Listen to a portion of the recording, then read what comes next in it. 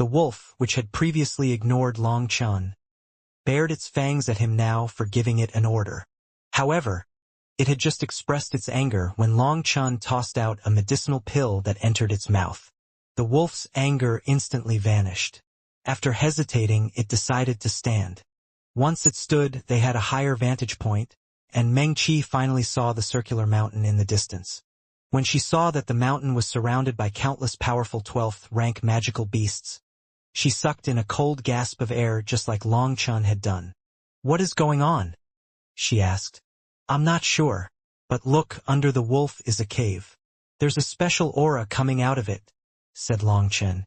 "This is the aura of primordial life," said Meng Qi with a strange expression after sensing the air coming out of the cave.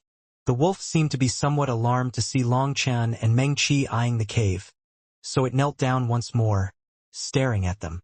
Meng Qi had already jumped off of it, but the wolf stubbornly blocked the cave, no longer letting the two of them look. "What is this primordial life aura?" asked Long Chun. Meng Qi said, "It refers to the energy of a mother's amniotic fluid. It's the fluid which births life. Humans, magical beasts, Shen beasts, they all rely on this primordial life fluid to grow in the womb.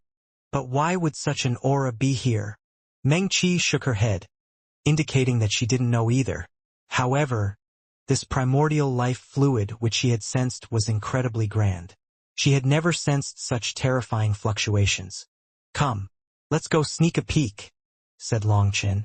"Sneak a peek." Meng Qi looked at the distant concentrated 12th-rank magical beasts. "It's fine, they just guard their own territory. We don't look like threats, so they won't bother us.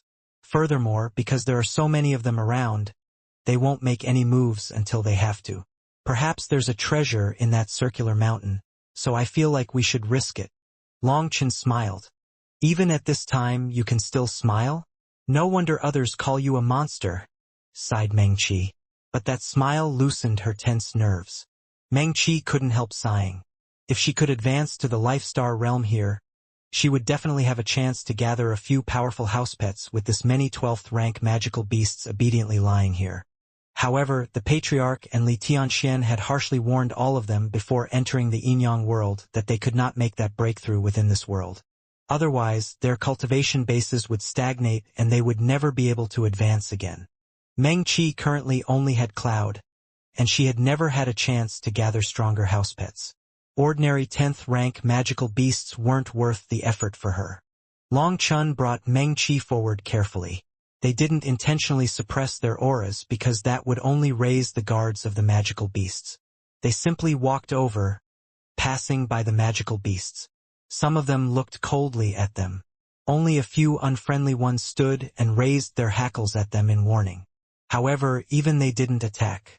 When they encountered those bad-tempered magical beasts, Long Chun would make a slight detour around them, indicating he was harmless. After doing that, those magical beasts didn't bother him. As they went further in, the magical beasts grew more concentrated. Some of them were extremely tense, making it so Long Chun had to carefully bypass them. He found that the further he went, the stronger the auras of the magical beasts grew. However, the stronger they were, the better their temper was. Perhaps it was because they were so strong that they viewed the two of them as ants, so they weren't wary when they passed by. Both of them quickly arrived at the circular mountain. There was no longer any way forward unless they crawled on top of the bodies of the magical beasts because they were standing side by side. "Now what?" whispered Meng Qi. The two of them didn't dare to fly here. If they were in the air and those magical beasts attacked, they wouldn't have a chance to dodge. But while they were on the ground, these magical beasts seemed to be restraining each other and wouldn't easily attack. "There's a silver horn bull over there. That kind of magical beast has a slightly better temper. Maybe we can test going over with it." Long Chun pulled Meng Qi past a black gorilla to the bull. The silver horn bull's horn was gigantic and flickered with divine light. It seemed to be absorbing something through that horn. Long Chun and Meng Qi quietly climbed up its body. The silver horn bull didn't react at all. Standing on top of its head, they looked inside the circular mountain. This was actually a giant volcano, and there was dense immortal mist covering it. An endless flow of life energy flowed out of it. Just taking a breath here would fully refresh someone. These magical beasts were all quietly lying here in meditation, greedily absorbing the immortal mist flowing out of the volcano. Unfortunately, the mist blocked their sight as well as their divine sense. They couldn't see the situation within. Let's go down. Long Chun carefully slid down the silver horn bull's ear. Suddenly, its giant eye slowly opened, making Meng Qi jump. However, after looking around, it lazily closed its eyes again. It had clearly noticed them yet didn't care. Seeing Long Chun continue sliding out as if nothing had happened, Meng Qi sighed. It took big guts to follow Long Chun in his adventuring. Anyone with a weak heart would have been frightened to death. Not good. Long Chun and Meng Qi suddenly found that they were unable to sustain flight within this region. After sliding off the bull's ear, they couldn't float in the air. They began to involuntarily descend down the volcano. Meng Qi covered her mouth so that she didn't scream. They began to fall like two stones. A no-flying zone. Long Chun was startled. It was impossible to fly within this volcano. It seemed that there was a special law prohibiting their magical arts. Long Chun grabbed Meng Qi's waist and held on tightly as they fell. They quickly entered the mist and became unable to see anything. Even their divine sense was restricted. The two of them felt like they had become ordinary mortals. Long Chun maneuvered so that Meng Qi was sitting on his arms, while he stuck a leg out. Once they landed on solid ground, he could cushion their fall so that Meng Qi wasn't injured. However, they continued falling for a full incense stick's worth of time without reaching the bottom. The two of them were both astonished. Just how deep was this volcano? Finally, Long Chun felt his foot strike something. He was about to push Meng Qi up when he found that it was actually water. What was beneath the immortal mist was actually a pool. They immediately sank into it, unleashing a huge wave. Long Chun did his best to raise Meng Qi up and soften the impact. In truth, after going through the Blood Essence Stone's upgrade, Meng Qi's physical body could not be compared to ordinary soul cultivators. This kind of impact was unable to injure her. The two of them swam up. They looked around and couldn't see the end of this lake. Above them was the immortal mist that blocked their sight to the outside world. This water! Meng Qi suddenly looked at the lake in shock. Long Chun also felt it. This water made his pores open naturally and absorb the spiritual qi in the surroundings. It made him feel relaxed, and there was also a nourishing energy within this lake that cleansed his soul. It's a whole lake of primordial life fluid. How is that possible? Exclaimed Meng Qi. Let's find out. Long Chun swam downward. He felt like he had seen something deep within the water when they had fallen in. The water was clear, allowing them to see up to 3,000 meters away. At the bottom he saw something white, but he didn't know what it was. Finally, after around another incense stick's worth of time, Long Chun managed to see what that white object was. It was actually a giant egg, and it was even larger than a mountain. It was covered in runes and emitted a frightening divine pressure. Meng Qi, take a look. Do you recognize this egg? Long Chun sent a spiritual message. Meng Qi slowly approached. She was about to touch it when Long Chun's expression suddenly changed. He sensed a terrifying burst of energy, and he pulled Meng Qi behind him. The giant egg's runes shook ever so slightly. A wave of light struck Long Chun. The entire lake shook, and huge waves crashed down. Long Chun coughed up a mouthful of blood. He was shocked to find that several bones in his chest had been broken.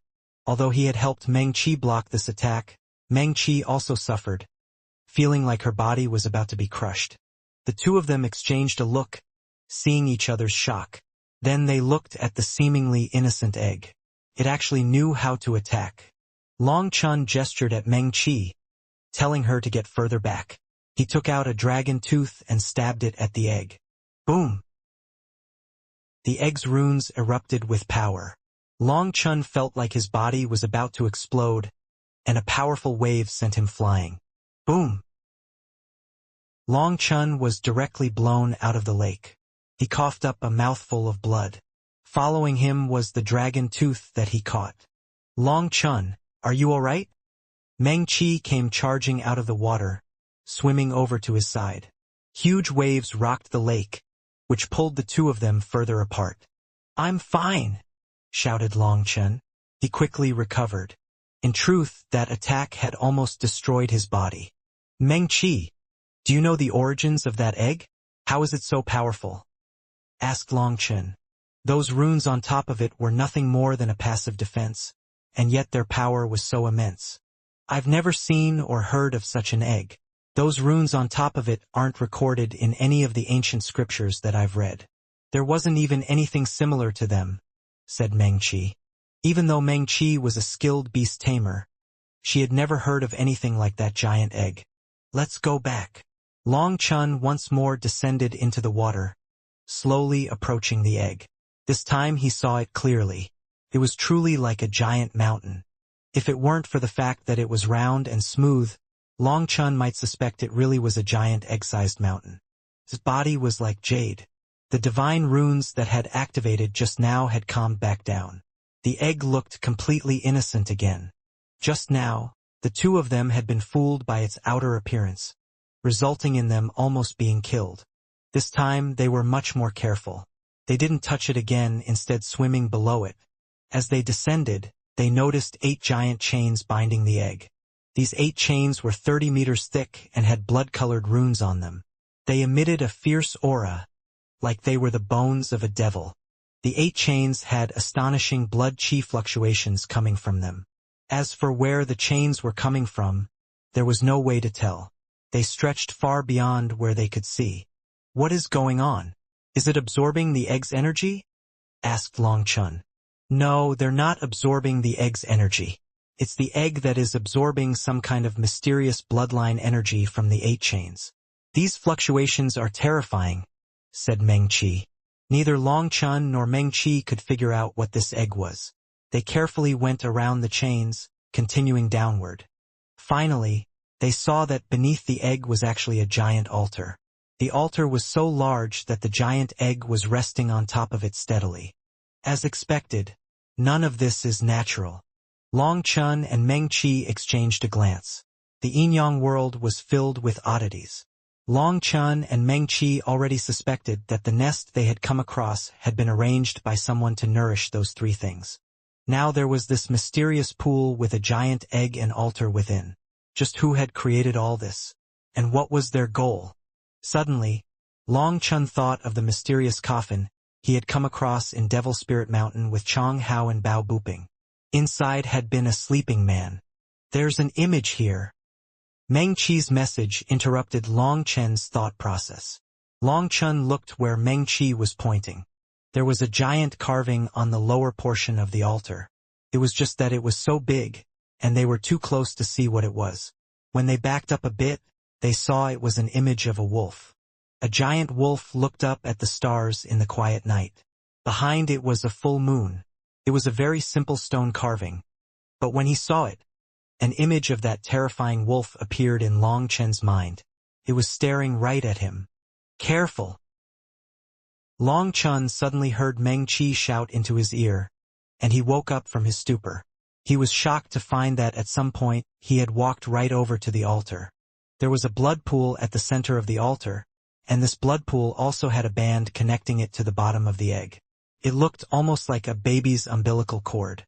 It was a startling and frightening sight. "This image doesn't have a formation on it, but just the will carved into it is able to make people form an urge to sacrifice themselves to the blood pool," said Meng Qi, her face pale. As a soul cultivator, Meng Qi had reacted quicker than Long Chen. The two of them had both been drawn over to the altar. Looking at the blood pool, they shivered. "It seems this egg is the young of a wolf race. It's just that we don't know which race," said Meng Qi. "Do wolves give birth to eggs?" Long Chen looked at her, dumbfounded. "Fool, what wolf would have eggs? Don't you see that umbilical cord leading from the blood pool to the egg?" Clearly, the wolf fetus was inserted into the egg, while the blood pool should be the mother's blood. As for the 8 chains and the lake water, including the immortal mist at the top, they should all have been prepared to incubate this giant egg, said Meng Qi. "Meng Qi, are you saying?" Long Chen's eyes suddenly lit up. At the same time, Meng Qi's eyes also brightened. She knew what he was thinking. Will it work? Meng Qi knew that Long Chun wanted to merge Little Snow's crystal core into the egg, so that Little Snow could seize the body of the embryo inside. I don't know either, but I want to try it. Long Chun couldn't suppress his own heartbeats. The life form inside this giant egg definitely had a terrifying origin. If Little Snow could take control of it, no one would be able to know just how powerful it would become. Meng Qi, I'll use my own essence blood to form a blood rune, but my control over my spiritual strength isn't tight enough. Help me out. The first thing we should do is take a look at what's inside. All right. Meng Qi nodded. Long Chun paused for a moment to calm himself down. Then the space between his eyebrows split open, and his purest essence blood condensed into a dragon-shaped rune. This rune contained his qi, his essence, and his spirit. Seeing him do this, Meng Qi formed consecutive hand seals, summoning one spiritual rune after another that stuck itself to the essence blood. Both of them were solemn. They didn't dare to be the slightest bit careless. The blood rune slowly entered the blood pool. When it approached the blood pool, as Long Chun had expected, a powerful suction force drew it in. A sharp pang of pain stabbed Long Chen's head, but he bore the pain with gritted teeth. His divine sense continued to stick to the blood rune. This was definitely extremely dangerous. Long Chun was having his own mind enter the blood pool, and through there, enter the giant egg. His spiritual strength clung stubbornly to his essence blood. Suddenly, a fierce howl rang out in his mind, and his whole body shook. That was a howl that could shatter stars. It was something that should never exist in this world. Blood poured out of his nose, eyes, ears, and mouth. Long Chun. I'm fine. Continue. That terrifying howl seemed to want to shatter his soul. He knew that this was the leftover will of the owner of the essence blood in the pool. It wasn't targeting him, but just this leftover will was enough to almost shatter his soul.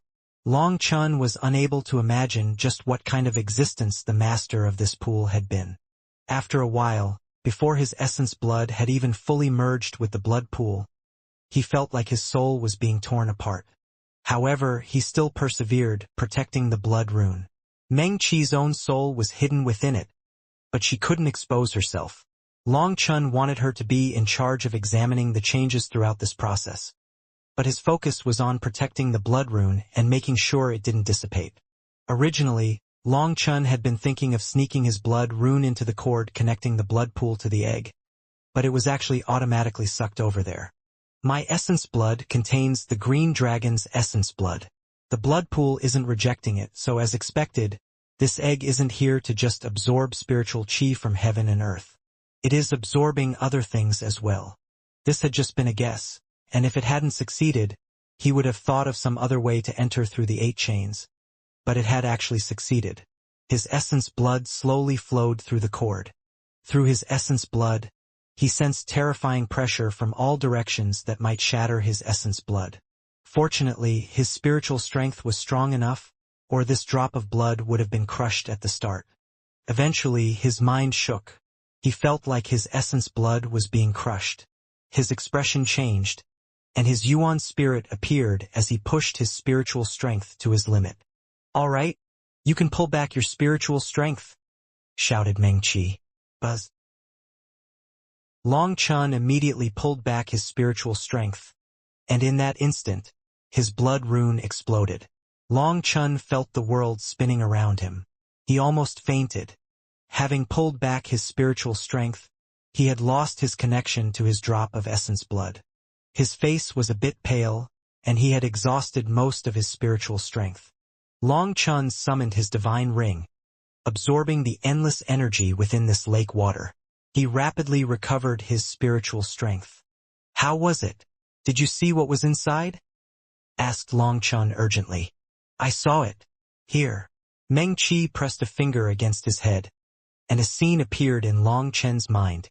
While Long Chun had opened the path inside, it had been Meng Qi who had managed to see and record the situation inside. While he was confident in his powerful spiritual strength, his technique was not refined enough, and he couldn't be distracted by doing two things at once. Meng Qi's spiritual strength had been protected by Long Chun within the essence blood. Now she allowed Long Chun to see what she had seen. It was a world of creation like they really were inside an egg. There were even egg whites and egg yolk. However, the yolk contained a giant figure floating within it. There were 9 openings throughout the egg from which chains condensed of blood runes merged into the yolk. Long Chun felt like he could see blood flowing within the chains, entering the egg yolk. Of the 9 openings, 1 was connecting the egg to the blood pool, while the other 8 were the chains from the lake. The 9 openings had an unending flow of energy entering the yolk. The young was 3,000 meters long.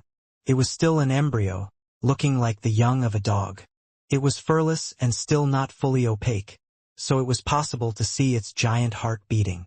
Long Chun realized that the huge pressure he had felt squeezing his essence blood had actually been the result of this heartbeat. Other than the 9 main chains, countless translucent chains were sending surges of energy into its body. Although it wasn't even fully developed, the pressure it gave off made Long Chun's hair stand on end. Just what kind of existence is this? It's just an embryo. But the pressure it gives me is even greater than that of the 4 Grand Elders. Meng Qi removed her finger, and that image faded. The two of them exchanged a glance, both seeing each other's shock. The existence within this mysterious egg was absolutely terrifying. "Should we still continue?" asked Meng Qi. This egg probably related to heaven-shaking secrets. Who could predict the consequences of getting involved? "Yes, we're going through with it. The embryo still hasn't formed a consciousness, so Little Snow's soul should be able to easily take control," said Long Chun. This opportunity was not one he could pass up. "But before we go through with it, we need to rest. I used up a great deal of my spiritual strength and essence blood. We only have one chance to send Little Snow's crystal core in, so we have to be in peak condition. This time, there could be no mistakes. If Little Snow's crystal core was destroyed during the process, it would completely vanish from this world." 6 hours later, Long Chun and Meng Qi finally approached the egg again. Long Chun now gathered a fist-sized sphere of his essence blood. This was his purest essence blood, and taking out so much of it made him pale. Meng Qi looked at him with worry, but she didn't say anything. Opening her hand, a fiery red crystal core floated in front of Long Chun. This was Little Snow's crystal core. It had been nourished by the myriad spirit diagram this entire time. It was now much smaller than before but contained great power. "Little Snow will have to take a risk this time. If it works, we'll never have to part again." Long Chun gently kissed Little Snow's crystal core. The crystal core brightened slightly as if responding to him. He knew that Little Snow's will and memories were locked within the crystal core. Back when the Eastern Wasteland Bell had sealed Little Snow's soul inside the crystal core, it had said that Little Snow's soul would enter a kind of hibernation. "Little Snow, we'll be able to fight alongside each other again soon." Long Chun hardened his heart. Wrapping the crystal core with his essence blood, he slowly sent it toward the blood pool. Meng Qi was also completely focused, her arms tightly wrapped around Long Chun's back. Her spiritual strength was helping Long Chun endure this difficult process. They didn't know if it was because of the previous experience, but the blood pool didn't reject his essence blood. It directly absorbed and channeled it into the egg. Once inside the egg, that terrifying heartbeat rang out once more. It was like divine thunder, shaking Long Chun's soul. Fortunately, he had Meng Qi helping him share the burden this time, so it wasn't as bad as before. He slowly sent Little Snow's crystal core over to the embryo. The closer it got, the more dangerous he felt that life form to be. Long Chun almost started to regret it. He felt that he had been too decisive this time. Could such a terrifying life form really be taken over by Little Snow? It felt like it could wipe away Little Snow's soul with a single thought. However, the arrow had been loosed from its bow now. There was no turning back now. Having his essence blood enter had been difficult, but pulling it out was impossible. Long Chun, Little Snow wouldn't be able to take over this kind of existence. It would be better to have Little Snow merge with it. That way, this pure soul will have Little Snow's memories, and there will be 2 souls inside it, but Little Snow's soul will have the dominant position. Little Snow will still be Little Snow, transmitted Meng Qi. We can only do this. Long Chen nodded. If Little Snow tried to take over, it would activate this lifeform's automatic self-protective measures. Little Snow would be destroyed. This lifeform soul was currently a blank piece of paper. Having Little Snow's soul merge with it was actually no different from taking over it. The main difference was just that it was safer. Little Snow's crystal core slowly landed where that lifeform's head was. The crystal core opened, and bursts of spiritual strength began to merge into that lifeform. Long Chen and Meng Qi's hearts tightened. If that lifeform reacted, Little Snow would be destroyed.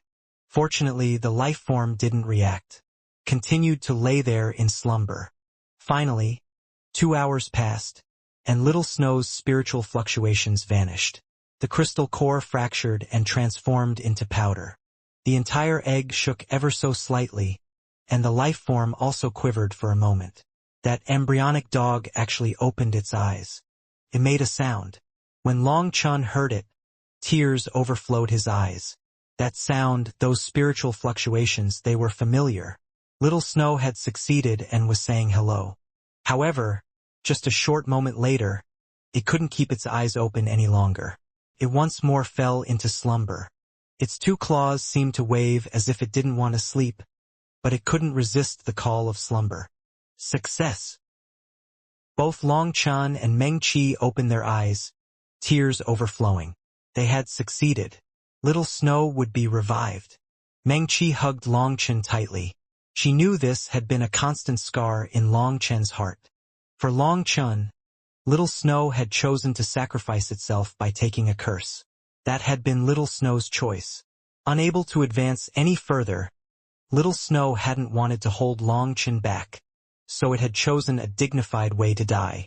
Ever since Little Snow died, Long Chen was rarely happy. Although things had improved afterward, he had never forgotten about it. Now that Little Snow had merged with this life form, when it hatched, it would definitely be an incomparably terrifying existence. Most importantly, it would retain Little Snow's memories. Little Snow would still be Little Snow, Long Chen's closest companion. It took a long time for them to calm down from their joy. Long Chen slowly approached the egg.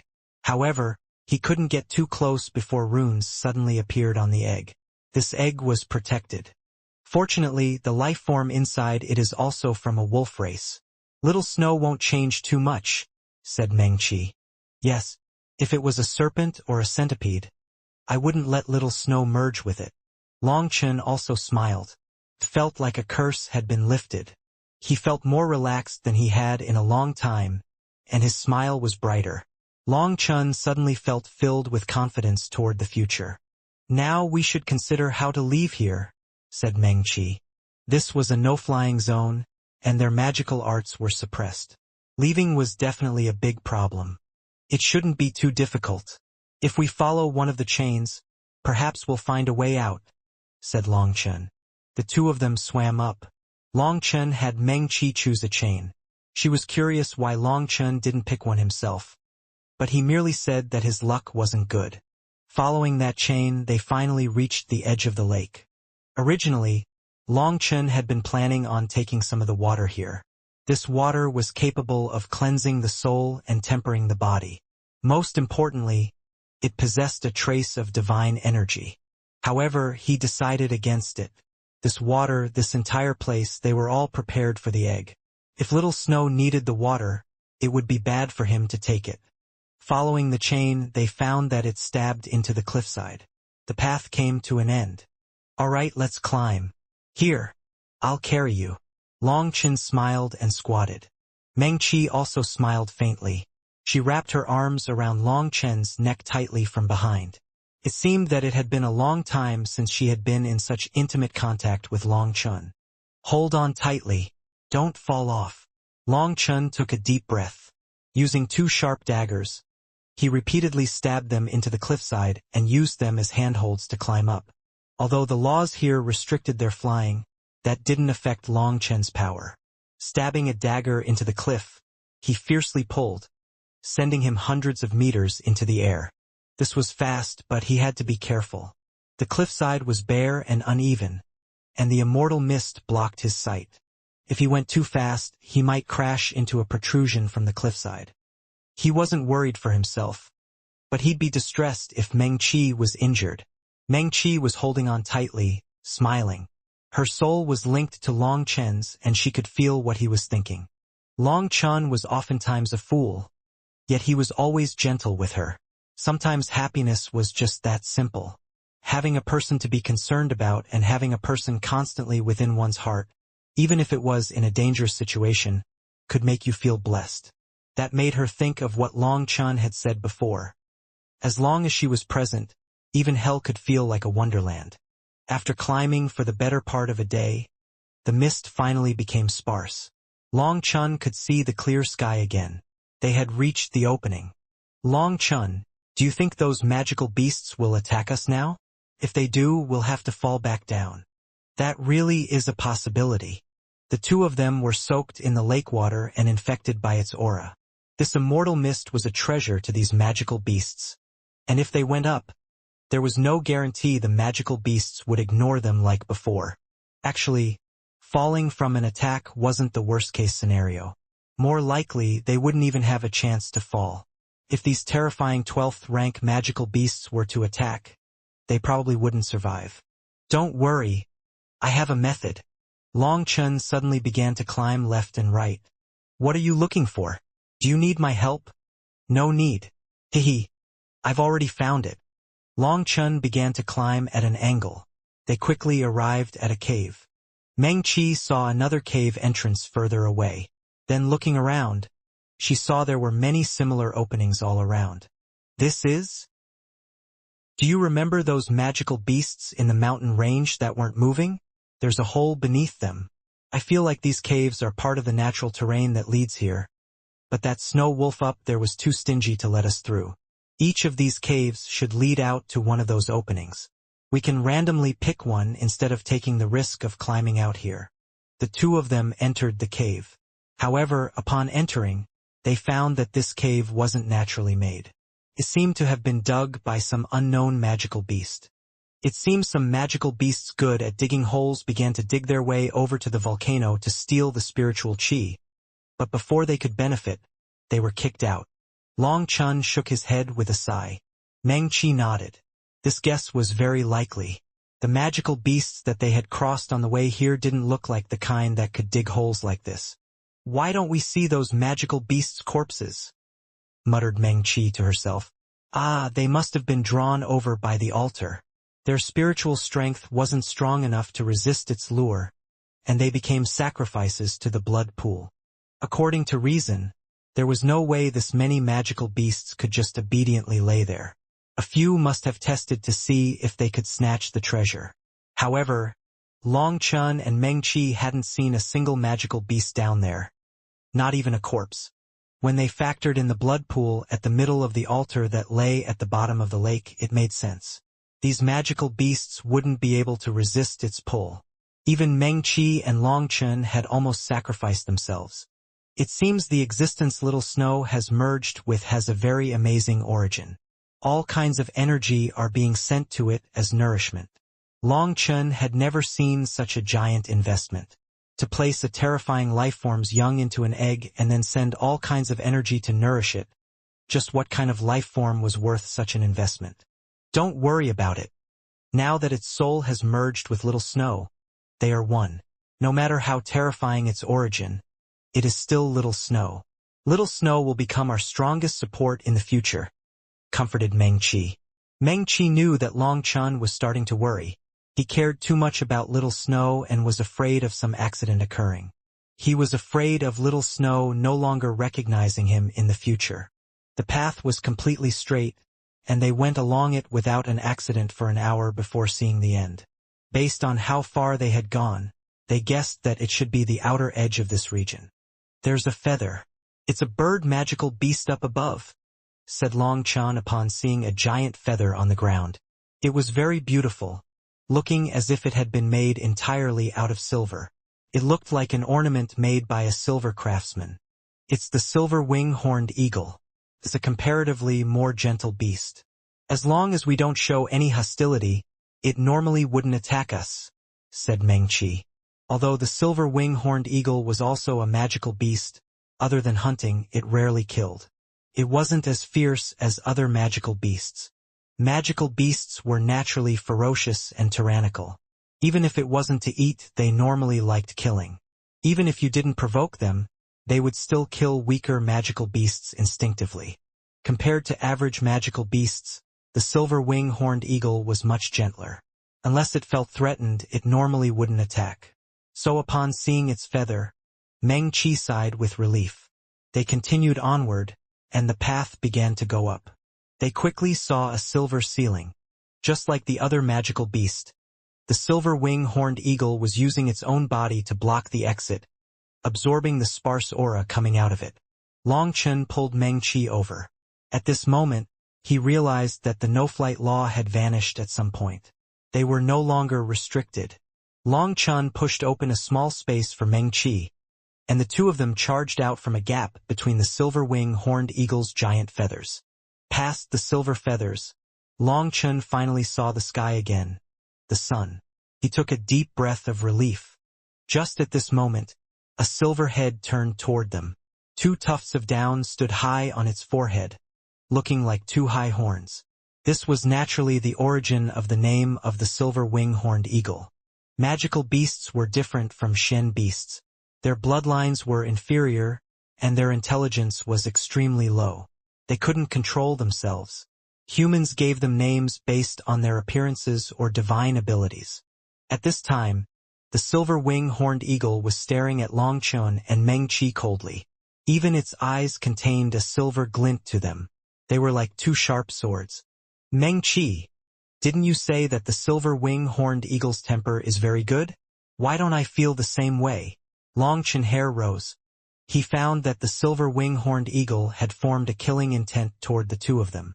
Suddenly, two rays of light shot out of its eyes, shooting straight toward them. Long Chen dodged, pulling Meng Qi with him. That silver light shot into the distance, piercing a distant mountain. Not good. We've been in the lake water for too long. It smells us and wants to eat us, exclaimed Meng Qi. As a beast tamer, it was easier for her to sense the emotions in a magical beast's spiritual fluctuations. Meng Qi, Cloud is in seclusion, so you need a powerful house pet. I feel like this silver wing-horned eagle is decent. I'll give it to you as a gift. Long Chen looked around and saw that since they were on the outer edge, the magical beasts weren't as concentrated. His divine ring appeared behind him, and evil moon appeared in his hand. A saber image slashed toward the silver wing-horned eagle. The silver wing-horned eagle didn't dodge, and its body didn't even move. A giant beak pierced toward the saber image. Long Chen smiled coldly. Just as his saber was about to land, 5 stars lit up in Long Chen's eyes, and a powerful pressure descended. Boom! Long Chen's power increased by 10 times. As a result, Evil Moon smashed hard onto the silver wing-horned eagle's beak. The immense power sent it flying. The silver wing-horned eagle had clearly viewed the two of them as nothing more than ants, so it was too lazy to even move its body. As a result, Long Chen's sudden increase in power caught it off guard.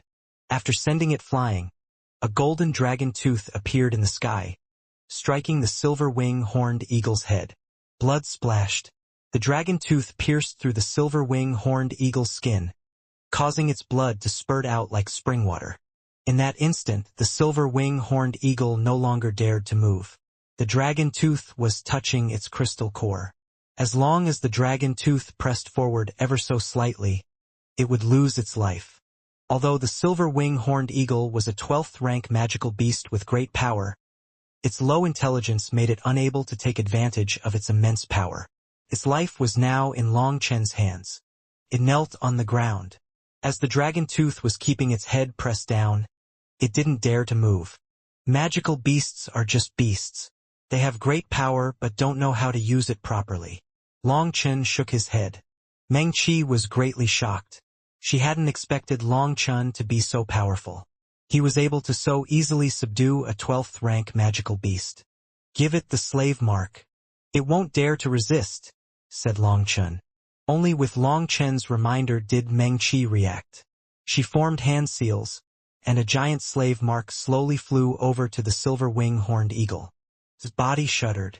Its instincts told it to run, but Long Chun made the dragon tooth light up, causing it to lose its will to flee. Meng Qi's slave mark was like a net, slowly wrapping around the crystal core. However, just as it was fully wrapped and the slave mark was about to take effect, it exploded. Meng Qi tried again, but even after 3 tries, she couldn't succeed. It's no good. My cultivation base is too low. I can't control a 12th rank magical beast soul. Even if it doesn't resist, I can't place a slave mark. Try again with my essence blood. Long Chun sent a drop of his essence blood over to Meng Qi. Meng Qi then sent it into her slave mark. It once more wrapped around the crystal core. It shuddered, but at that moment, a dragon roar came from within the slave mark. The silver wing-horned eagle's body trembled intensely. The slave mark lit up and finally took effect, branding itself on the crystal core. It worked! Meng Qi was so delighted that she clapped her hands. She actually had a 12th rank magical beast as a house pet. Long Chun pulled the dragon tooth out. He smiled, not expecting this. Originally, he had been prepared to unleash his full power, but he had actually subdued it in one move thanks to its carelessness. Even he was surprised. Is it because of Meng Qi's character? If that's the case, isn't it bullying? Why was it that other people's luck was so good, while if he wanted to obtain something for himself, he would always run into countless difficulties and then end up with nothing? The difference between two people was truly great. Long Chun looked at the excited Meng Qi, who was already using her spiritual strength to placate the silver wing-horned eagle. He was speechless. When would he get such good luck? However, luck wasn't reliable. Long Chun found that the disturbance over here had drawn the attention of quite a few magical beasts. "There are no problems, right?" asked Long Chun, a bit uneasy. If the slave mark was too loose, Meng Qi would be in danger. "No problems at all. The slave mark is already embedded deep within its soul, and it's very secure." "Long Chun, thank you. Just now, you really were handsome." Meng Qi looked at Long Chun worshipfully. In one easy move, he had subdued a powerful 12th rank magical beast. From the moment he said that he would be giving her it as a gift, it had been less than a breath's time. Seeing her worshipful appearance, Long Chun finally comprehended why Guoran liked being a poser so much. Being worshipped like this truly felt good. To tell the truth, this is your luck. If I was trying to catch my own house pet, it definitely wouldn't have gone so smoothly. In the end, Long Chun told the truth about this accomplishment. Meng Qi smiled faintly. "I wasn't talking about the result, I was talking about your confidence. That's already handsome enough. I knew that even if you didn't rely on luck, you would succeed either way." Meng Qi knew that Long Chun never relied on luck to live. His accomplishments were created through himself and his power, so he wouldn't lightly promise anything, but once he did, he would be 100% confident in doing it. This confidence of his was especially charming. "What are you talking about?" asked Long Chun. "I said you were handsome and didn't rely on you, fool. Stop messing around." Meng Qi suddenly realized Long Chun was just acting like he hadn't heard her to get more compliments. "Ah, your praise is just so great that I want to hear more. I'll only blush if you praise me more," laughed Long Chun. "Humph, what about the praise from the Pill Fairy and Fairy Ziyen? Only then would your face show an opening," said Meng Qi. When Meng Qi brought up the Pill Fairy and Ziyen, Long Chun couldn't help being embarrassed. "Do you see your current expression? What, are you finally embarrassed?" "That's not your style," said Meng Qi with a smile. "Embarrassed me? I'm incapable of learning that skill. My one good point is my thick skin. It's just that the Pill Fairy and Ziyen are people I don't know how to face. I don't know if one day my hands will be stained with their blood." The Pill Fairy's father was the master of Pill Valley, Yu Xiaoyun. Yu Xiaoyun was currently causing a disturbance, drawing all the large powers to target the Martial Heaven Alliance. Pill Valley had long since started breaking off dealings with the Martial Heaven Alliance. From a long time ago, they had reduced the number of medicinal pills they would sell to the Martial Heaven Alliance. Now, they refused to sell them even a single pill. The Martial Heaven Alliance could only rely on its own stockpiles of pills as well as the Huayun sect. This was another reason why many sects were leaning toward Pill Valley rather than sticking with the Martial Heaven Alliance. Long Chun, you're overthinking it. Have you already forgotten what you said back then? I heard it straight from Wan'er, said Meng Qi, her lips curling. What did I say? Wan'er said that she asked you about your dreams. Didn't you say that your dream was to become an accomplished, meaningful, and improved big scoundrel? Meng Qi looked at him with a teasing light in her eyes. But right now, you no longer have that appearance of the scoundrel from the eastern wastelands. You are starting to grow more and more unlike yourself. I remember when you were so evil that you would do anything. But now you're so careful, and you try to make plans that end up failing and bringing even greater trouble. Didn't you often say that if life and death are up to the will of the heavens, you would snatch your own fate from the heavens? Just how grand were you back then? But as you pick up more and more burdens, you can't release them. Sooner or later they'll crush you. Becoming serious, Meng Qi asked, Do you know why I, Wan'er, Zhiqiu, Chuyao, and Shaoqian all like you? Isn't it because I like courting death? Said Long Chun awkwardly. Meng Qi smiled. You could put it that way. It's that wild nature of yours that no one can control. Perhaps there won't be a good ending for us by following you, but the process will definitely be marvelous. Life is like a dream, and death is the end of the dream. Other than immortals and gods, no one can escape death. We like you so much that we are willing to share you, treating each other like sisters. It's all for the future. Having decided to follow you, we don't expect to have any smooth and steady days. We're prepared to be destroyed along with you one day. So each of our days together is incredibly precious. A blessing. The Dragonblood warriors feel the same way. They've given their lives to you. We aren't following you to live longer, but to live a brilliant life following an unrivaled hero. Even if it's just the explosion of a firework, the flash of a shooting star, that one moment of brilliance is truly living.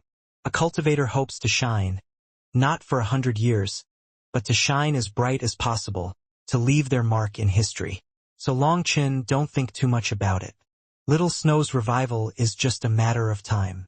Lay this burden down and relax. Return to your old self. That wild and unruly Long Chun that was like a battle god. It's time for him to come back. Return to your old self. These 5 words rang out like thunder in Long Chen's ears.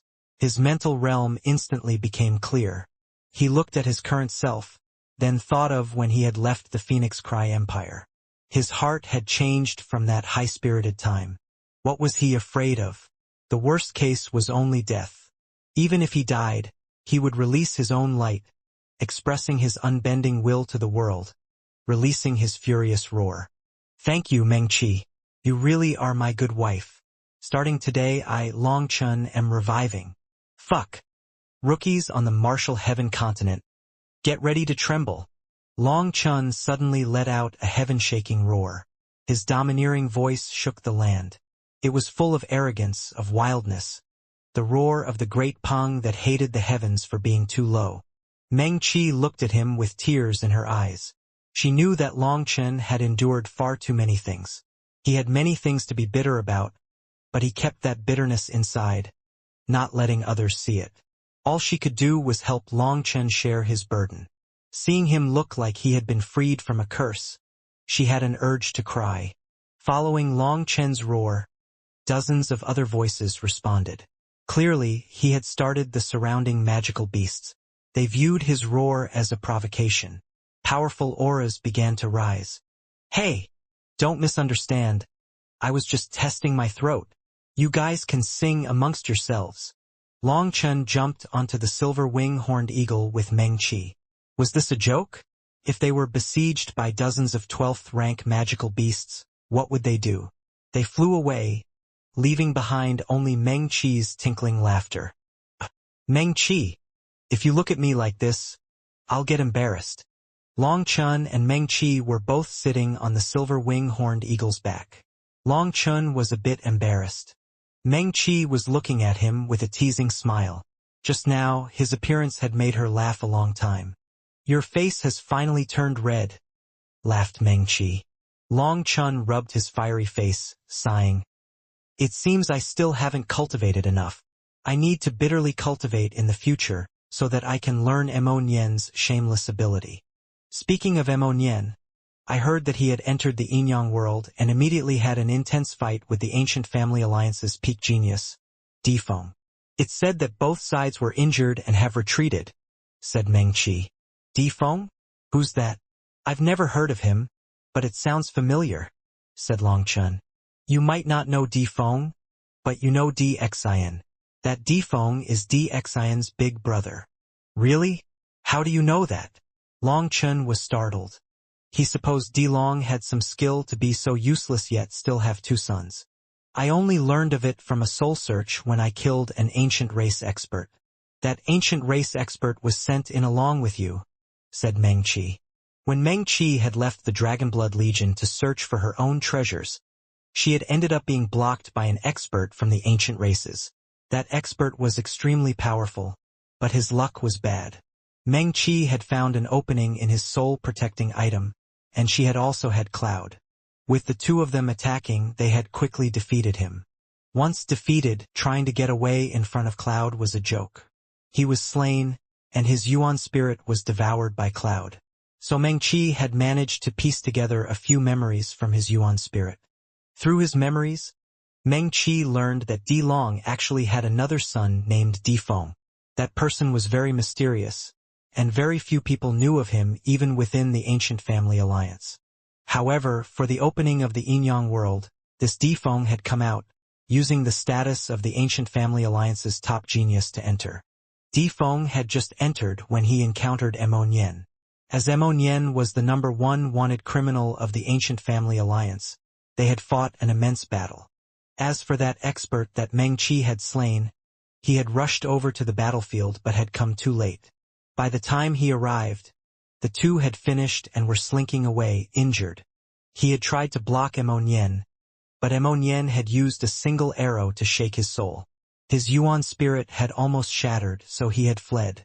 That Defy really is bizarre. How could Delong keep one of his sons secret for so long, while leaving the other to roam around brazenly, doing whatever he wants? Based on that person's memories, Defy is older and has a different mother.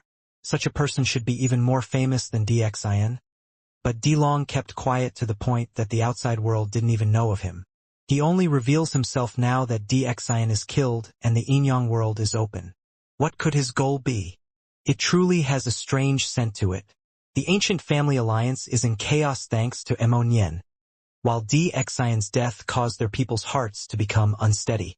For Delong to send out Defy now, don't you think it's to make Defy the leader of the ancient family alliance and have him become the leader of the junior generation? After all, for a savior to appear amongst the ancient family alliance's disciples at this chaotic time will cause them to unite and support him, guessed Meng Qi. That's definitely a reasonable guess, but I feel like there's something different about this. Think about it. Although Dxian was extremely talented, he was an idiot. Shin Bijuan was able to string him along easily. As the leader of the ancient family alliance, Delong wouldn't raise such an idiot as his successor, yet he allowed him to act as stupidly as he pleased, even letting him show off his status as the heir to the ancient family alliance. Such a person would sooner or later be killed by someone. I suspect Delong wanted that son of his to die. Long Chin frowned. But that's impossible. It does seem impossible, but I feel like Delong is scheming very deeply. Seems like I'm being used by him.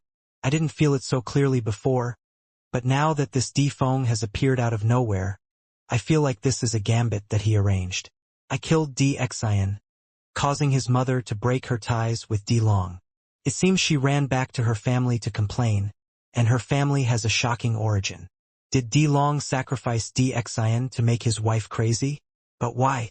To borrow her family to target the Martial Heaven Alliance? Would that really be worth the price of losing a son? Could it be that Delong doesn't get along with his wife? Did his wife give him a green hat? Was Dxian not his son?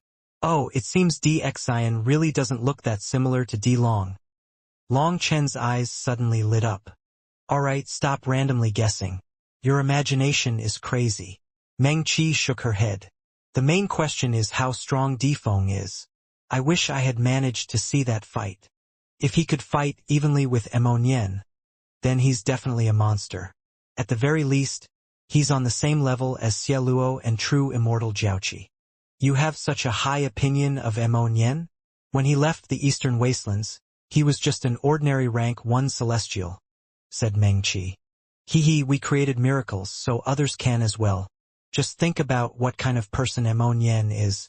Despite being a constant poser, he hasn't been killed. He's besieged during the day and digging up tombs at night. I don't even know how many people want to kill him, but he's still living happily. If he doesn't have the power of someone on that level, he would have long since been buried himself. The fact that Imortal could live to this point is no coincidence.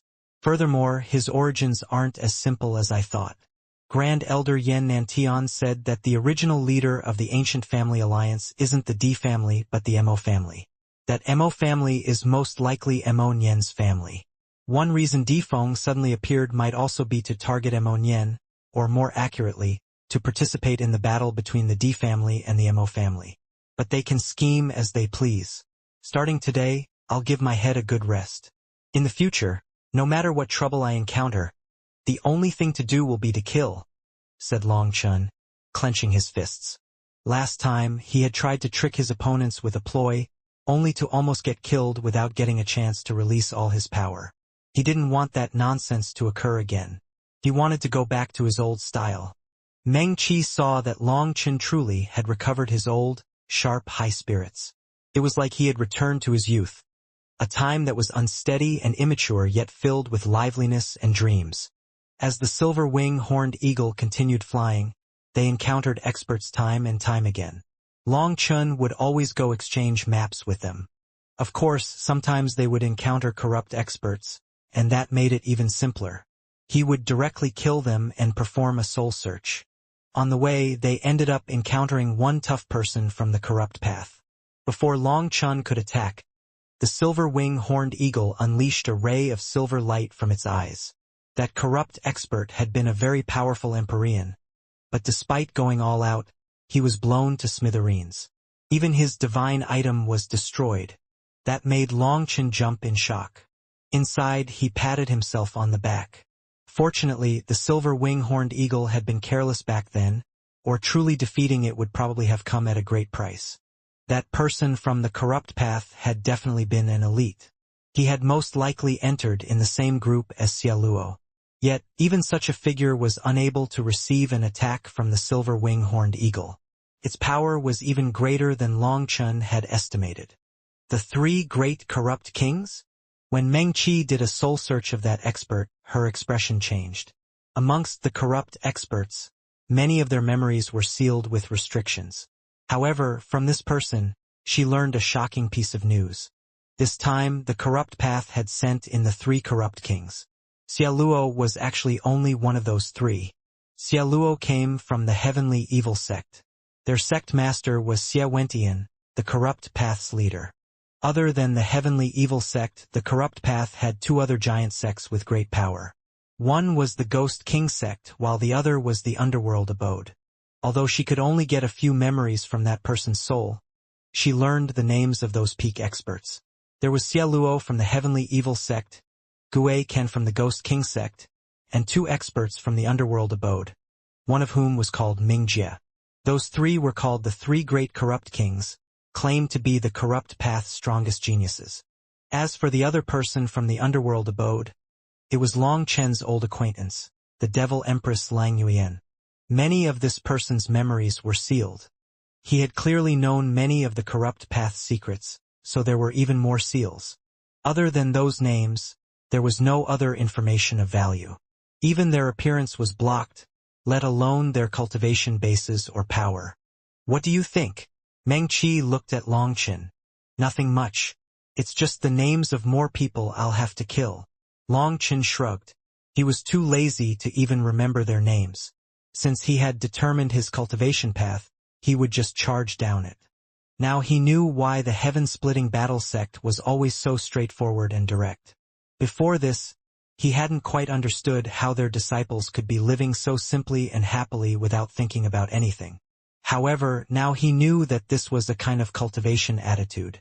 It was also a kind of wisdom toward life, but only today did Long Chen fully understand it. I was talking about Lang Yuan. If you face each other, what will you do? Asked Meng Qi. That won't happen. She has promised not to target me any longer, said Long Chen. Lang Yuan was an extremely proud figure. She had said that she would no longer hunt him down, so she definitely wouldn't. She would also not target the people beside him, or she would no longer be Lang Yuan. Then when the battle between the righteous and corrupt path erupts, she will just stand to the side as a spectator? No, she just won't raise her blade against me. But there's plenty of other people for her to kill. We'll kill the corrupt path and she'll kill the righteous path. We just have to stick to our own targets. Why force ourselves to charge toward each other? But Meng Qi was still worried. Lang Yuan was too terrifying. If they were to face her, most likely in the entire Dragonblood Legion, only Long Chen would be able to stop her. Furthermore, she had once helped them in the spirit world. If they were to really become enemies, would they still be able to kill her mercilessly? Could they really fight all out? There's no need to worry. I understand Lang Yuan, and she won't do such a thing. She can be excluded from the list of our enemies, as she will definitely try to avoid us. After all, the Yin-Yang world is huge, and we're here to search for treasures. Battle is second. No one wants to start a bitter fight only for others to benefit. But now I know that the monsters of the large powers are no longer able to stay low-key with the opening of the Yin-Yang world. Just the corrupt path has the three great corrupt kings and Lang Yuan. So the Shen beasts wouldn't just have true immortal Jiaoqi, and the ancient family alliance wouldn't just have Defong. The ancient races, Pill Valley, the Bloodkill Hall, who knows how many monsters of theirs have entered the Yin-Yang world now. There are so many monsters that the Devil's Slaughter rankings are essentially meaningless. Now it will be lively. Long Chen's own attitude had changed. He was no longer worried, and he felt his blood starting to heat up. Fortunately, the Dragonblood Legion had already grown up, and the captains were also monsters. There was no need for him to worry about them.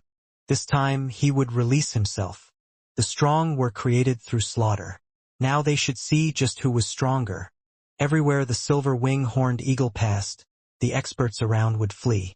When Long Chen came down and said that he wanted to exchange maps, they were relieved. They thought that this terrifying 12th rank magical beast was hunting.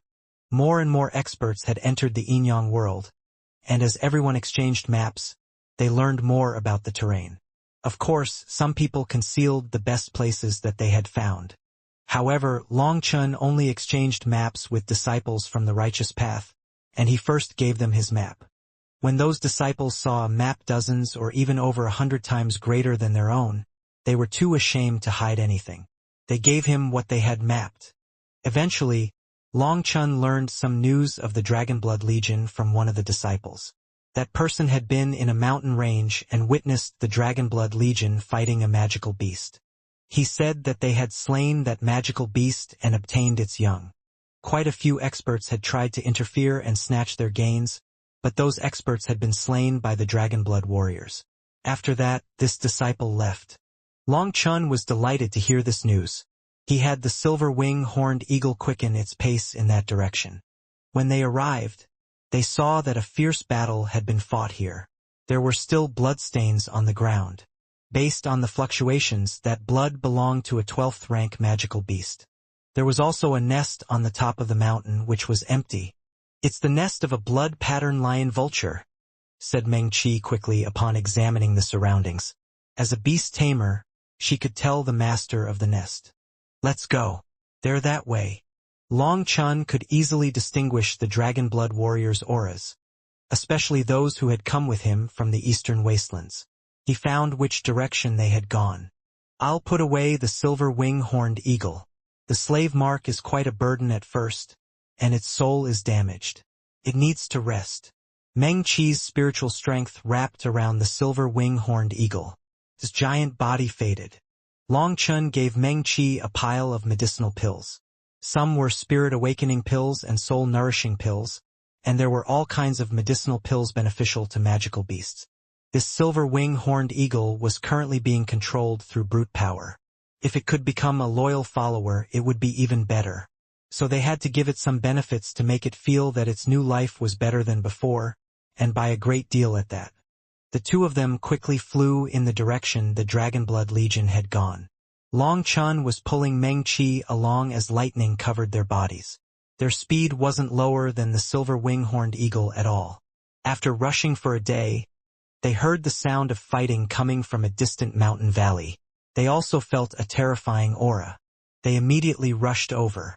A powerful chi wave blew apart the mountain they had just passed. Long Chun waved his hand, blocking the chi wave and astral winds. Within the valley, there was a man floating in the air, holding a black broadsword. Endless death chi swirled around him, and a pair of black wings was within the manifestation behind him. From the distance, this person looked like a winged fiend, and black chi revolved around him like thousands of coiling black dragons. This person's aura was no weaker than Xiaoluo's. That man was looking down on over 12,000 Dragonblood warriors on the ground of the valley. The Dragonblood warriors were all shining. Runes revolved around their weapons, and there seemed to be faint threads connecting all their weapons into one entity. Guoran was in his golden armor. His sabers pointed toward the man. Long Chun saw that Guoran's sabers were already damaged. Guoran's sabers were only peak ancestral items. The only reason he was able to face that man's divine item was because he was borrowing the power of all the Dragonblood warriors. Otherwise, his saber would have long since exploded. Behind Guoran were Gu Yong, Li Qi, Song Mingyuan and Xiachen. They stared gravely at the person before Guoran. Xiachen was forming hand seals, prepared to attack at any moment. I've long since heard the Dragonblood Legion's name. I thought you were only capable of crushing the weaklings of the righteous path, but you actually do have some skill. Even so, you're just a group of trash. No matter how you gather the power of ants through a formation, ants will still be ants. Even all their power combined cannot defeat a dragon. Today, I, Mingjie, will personally annihilate you so that the righteous path stories about the world's #1 legion being the bane of the corrupt path can end. Hearing that person's name, Guoran and the others' expressions changed. They had also slain some corrupt experts and learned the names of the 3 great corrupt kings from them. They had been so unlucky as to encounter such a terrifying existence. In their previous clash, they had almost been unable to hold on. Ming Jie smiled coldly and raised his broadsword. Black chi revolved around it, condensing into a giant black curtain in the sky. The black curtain spread, turning the entire world dark. This darkness contained only death. The previous attack was just 50% of my power. Now I'll show you what absolute power is. In front of this power, the righteous path can only kneel and beg for mercy. Death will be your only option. As Ming Jie's voice resounded through the air, the world seemed to become hell on earth. The entire Dragonblood Legion was locked down by that terrifying broadsword. Fuck, we might not be able to receive this attack. Even if we can, we'll have to pay a price, said Xiachen darkly. Ming Jie's power was too great. Worst of all, his manifestation sucked away all the heavenly Tao energy in the surroundings. Other than the few Empyreans, the others who were only rank 9 celestials felt isolated from their heavenly Tao energy. Without that power, they could only rely on their spiritual yuan to activate their armor and weapons, and that meant their ability to share energy was weakened. It seems to be a legendary paragon art, or there wouldn't be such a phenomenon. Guoran was also gloomy.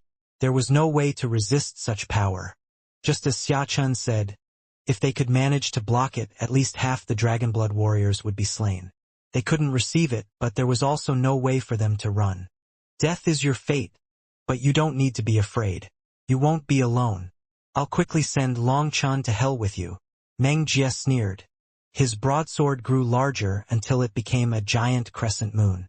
Does it feel good to brag so much? Just as Guoran and the others were wondering how to face this attack, a lazy and indifferent voice rang out, delighting them. They all looked in the direction of that voice.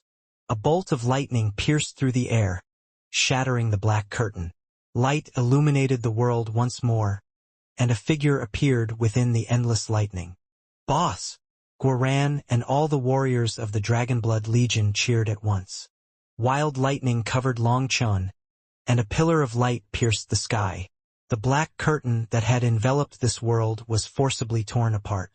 Following Long Chen's arrival, more and more lightning appeared. Millions of lightning dragons roared through the air. More and more of the black curtain crumbled, and more lightning manifested. The world was torn into two halves, one side filled with lightning and the other with darkness. Long Chun was like a lightning god standing above all Daos. Last time, I didn't get a chance to go all out against Xia Luo. This time, I'll see just how much power the three great corrupt kings have to dare be so arrogant in front of my Dragonblood Legion. A lightning spear slowly condensed in Long Chen's hands. It was no ordinary lightning spear this time, as it was condensed of countless lightning dragons. As more lightning dragons merged into it, its aura grew more and more powerful. Rumbling rang out that shook the world. Suddenly the lightning vanished. All of it had been sucked into the lightning spear, and the world became quiet, deathly quiet. Ming Jie narrowed his eyes. The current Long Chun with his lightning spear looked like the Grim Reaper with his sickle. Even the heavens didn't dare to release a sound. Most shocking of all, Mie Jie's sword, which had been connected to another world's power to unleash a paragon art, was actually slower than Long Chun. Long Chun was also using a paragon art, but he had completed it almost instantly. Ming Jie's broadsword suddenly shook. He had finally gathered enough energy and then slashed his sword at Long Chun. Underworld King Life Reaping Slash. The black chi filling the world suddenly vanished, absorbed by his sword in an instant. The huge black crescent moon slashed down at Long Chun. Guoran and the others were shocked at the sight of this attack. It was even more terrifying than what they had imagined. With most of their heavenly Tao energy stripped away, only a few of them would have survived this attack. In the face of this powerful attack, Long Chen's battle intent blazed. Wild lightning soul battle spear. Long Chen's spear left his hand. It flew out like a bolt of lightning. The spear instantly grew explosively, becoming a battle god's spear, causing the void around it to shatter. Each of its millions of runes erupted like a volcano. Boom! The lightning spear crashed into the black crescent moon. The space around them twisted wildly as though the entire world would collapse. Fragments of the void danced. Space-time was destroyed. It was like thousands of years passed in an instant. Guoran and the others were in their strongest defensive state but still felt their heads buzzing from the shockwaves. Their heads became blank and unable to think. The huge shockwaves caused the heavens to collapse, the earth to be torn apart, and the mountains to flatten. This was a clash of paragon arts. A clash between paragon arts was a clash between worlds. When Guoran and the others recovered, they saw that everything around them was black. They thought that they had died. However, they quickly realized that they were wrong. They began popping up from underground. Boom! As soon as they came up and saw the light again, everything turned black again. Up in the sky, Long Chun had slashed Evil Moon into Ming Jie's black broadsword, unleashing a sky full of black mist. What the fuck? Guoran had just popped out of the ground when he was sent flying by the astral winds of their fight. He tumbled back. Even covered in his armor, although he didn't get injured, the rapid spinning made him almost vomit. With Evil Moon in his hand, Long Chun attacked time and time again, each slash sharper than the last. His divine ring was present, and 5 stars revolved in his eyes. He wasn't holding back. Ming Jie was forced to retreat as he blocked Long Chen's attacks. Each of Long Chen's attacks was as heavy as a star. That power had long since surpassed the limit of a human. Ming Jie's arms were shaking, and he almost lost hold of his sword. Ming Jie was shocked by Long Chen's power. He was even stronger than the stories. Just now, in the clash of their paragon arts, despite him starting earlier, Long Chun had completed storing up energy first.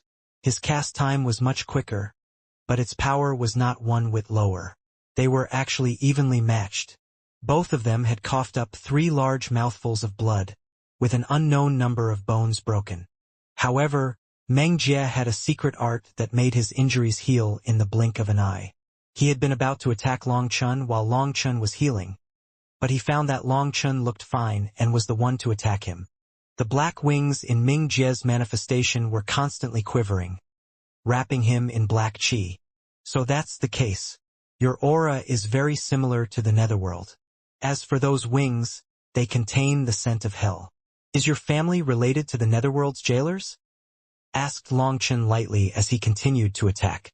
Meng Jie couldn't help being shocked. His cultivation technique truly required the chi of the netherworld. When he had advanced to the soul transformation realm, he had started borrowing the netherworld's chi to cultivate, and that pair of wings in his manifestation was called the grasp of hell. Although he only knew its name, none of his family's experts had told him their origin. For Long Chun to suddenly say it, how could he not be shocked? Nonsense. Don't think a single paragon art will allow you to compete against me. You're far too lacking. Meng Jie's manifestation suddenly unleashed a burst of power. Long Chun was forced back several steps, while Meng Jie also took advantage of this to retreat. Holding his black sword at a slanted angle, 9 bone-like runes on it slowly lit up. However, just at that moment Meng Jie's expression changed. An invisible wind blade had silently appeared behind him. It suddenly quickened, slashing toward him. Meng Jie's divine sense swept out and found that at some point, the Dragonblood Legion had gathered together. Standing at the front was Tang Wan'er. Everyone's energy was pouring toward her, and this wind blade was her masterpiece. The wind blade spun rapidly, slicing through space. The current Tang Wan'er had already started awakening her manifestation, and her control over wind energy had reached a terrifying level. Adding on the Dragonblood warrior's assistance, Meng Jie would definitely be heavily injured if he was struck. Boom! Without thinking about it, Meng Jie swung his sword at the wind blade. The wind blade exploded, but he felt a strange suction force appear from its explosion, causing his body to become sluggish. At that moment, Evil Moon unleashed a giant black saber image that slashed down. Long Chen's lazy voice rang out. Idiot! Our goal isn't to fight you, but to kill you. Bastard! Raged Meng Jie. He hastily pulled on his broadsword to block. Boom! Although he blocked it, his block was too hasty. As a result, his arms were broken, and he was sent flying. He tasted something sweet as he almost vomited blood. Inside, he was infuriated. Hence, sword chi condensed within his sword as he prepared to unleash an attack at Tang Wan'er and the others. However, his body had just stabilized when one beautiful feather after another shot toward him like sharp swords. Each of these feathers contained a sharp aura. With 999 of them shooting at once, Meng Jie's expression changed. Light erupted from his sword as he slashed it repeatedly, forming a layered net that blocked Meng Chi's attack. The feathers crashed into the net, unleashing huge ripples in space. Meng Jie's expression changed. Those feathers were extremely tough, and when they landed on his net, they didn't break. At most, he only managed to repel them. Just at that moment, the divine light of those feathers vanished. Replacing it, a single silver ray of light pierced toward him. What? Meng Jie was stunned, not even having sensed this attack before. There was no time to dodge. Boom! The silver ray of light landed squarely on Meng Jie's body. His body instantly exploded. Ha ha ha, so the Corrupt Path's 3 kings are only at this level. Who asked you to show off? Laughed Guoran. His laughter had yet to end when the ground exploded, and a figure charged out of the earth, slashing a black sword at Guoran. What? Everyone was stunned by this sudden turn of events. That sword had already reached Guoran. This surprising figure was precisely the Meng Jie whose body had just exploded from the silver light attack. He had once more appeared, choosing to attack Guoran. Just as Guoran was about to be slain by Meng Jie's sword, a black saber slashed toward Meng Jie from a strange angle. Meng Jie's sudden appearance was completely unexpected. However, Long Chun seemed to have already seen through this move of his and activated the celestial lightning body blink. Originally, He was unable to confirm where Ming Jie was after his body had exploded. His thought was that he would attack Meng Qi, but unexpectedly, Guoran was truly good at provoking other people's ire and had turned himself into Ming Jie's target. To block Ming Jie's attack was too late. Long Chun could only strike Ming Jie from behind, forcing him to receive this attack if he wanted to kill Guoran. However, Long Chen was a bit worried. Ming Jie's movement art was too bizarre. Just now, he had clearly been struck by the silver wing-horned eagle's attack, but the instant his body exploded, it was like he had shed his skin. Perhaps what had exploded was a substitute, while his true body had appeared underground and attacked Guoran. If Meng Jie could use this movement art a second time, then Guoran would definitely be doomed. He would choose to strike Guoran while receiving Long Chen's attack and then slip away. Fortunately, at that critical moment, Ming Jie chose to block Long Chen's attack. He was sent flying.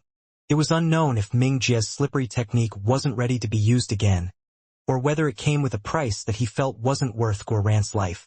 Having brushed right past death, Guoran was covered in sweat. Just now, he had really thought he was about to die.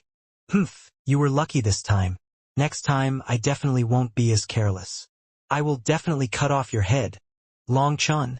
Ming Jie was flying back from Long Chen's attack. Before Meng Qi and the silver wing-horned eagle could attack again, he formed hand seals, summoning a black gate behind him. He stepped into it, vanishing from their sight.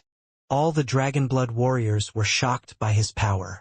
He practically had an undying body. Having such an existence target them was definitely not good. Long Chen went to the hole in the ground. That was where Ming Jie had come out of. Pushing aside the dirt, he noticed something a few hundred meters into the ground. He took out 2 wooden strips. Between the 2 wooden strips was a small black object, about as long as a chopstick.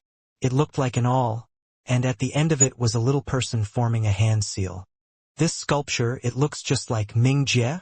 Guoran and the others came over to examine it. There was no aura coming from the awl. It looked like a normal metal. This should be the crux of Ming Jie's strange technique. This was how he slipped away like a cicada shedding its shell. I feel like I saw a black light shoot out back then, but it was too fast, and I couldn't grasp it with my eyes or soul, said Long Chen. Yes, there's still a trace of Ming Jie's spiritual fluctuations on it, although it's almost impossible to sense. I can confirm this little sculpture was the substitute that Ming Jie used to save himself. However, I have no idea how he managed to switch places with his true body and a puppet. This kind of magical art is practically flawless. The 3 corrupt kings are truly powerful, said Meng Qi. They had clearly seen Ming Jie be killed, and other than Long Chen, they had all fallen for it. As for Long Chen, the only reason he had deduced that Ming Jie hadn't died was because of the sharp intuition of the 9-star hegemon body art. He hadn't even seen any clues. This kind of technique was truly terrifying. He's very sinister. If it was a 1-against-1 and you saw him be killed with your own eyes, you'd be dying to his sword the next moment without understanding what was going on, said Tang Wanner. Everyone's expressions were grave. This time, they had come out in high spirits since their power had been raised to an unprecedented level. As they could slaughter Empyreans en masse and slay a 12th-rank magical beast, Guoran had been so excited that he was starting to view themselves as unrivaled. However, a blow was given to their confidence now. This substitute puppet technique isn't so easy to use. It definitely comes at a price, or Guoran, you would already be a corpse. Furthermore, if it was so easy to use, there wouldn't be 3 kings. There would only be 1 emperor dominating everyone else. I'm confident that the next time he encounters you, he won't even have a chance to run. This technique of his has been exposed now, said Long Chen. Boss, you're speaking too highly of us. I'm sorry, we've lost you face. Xia Chun suddenly walked forward, ashamed. He and Guoran had spent a great deal of time and effort to create the formation runes for the Dragonblood Legion to raise their collective power. Originally, he had been hoping to show off the results with pride, but the results were that they had almost been annihilated. Even after spending so many resources, Xia Chun found that they were unable to defeat even 1 enemy. What nonsense are you spouting? You've already done very well. Ming Jie is one of the corrupt path's 3 kings, an existence at the top of the corrupt path's millions of geniuses. Do you think that title was given for nothing?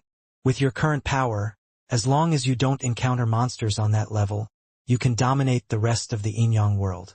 That's enough to be proud of. Long Chen smiled. Boss, they really are monsters. I thought that the Dragonblood Legion was almost unrivaled now. But this is quite a blow. Guoran took off his armor, collapsing on the ground.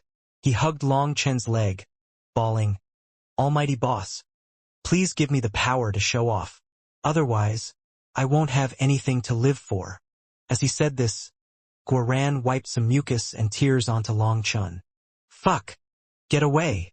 Long Chen immediately flung Guoran off, cursing, "Grow up! How can I grow up? Boss, we spent all the accumulated wealth of the Dragonblood Legion, thinking we could shake the world. But we were crushed by a single person. How am I supposed to live with myself?"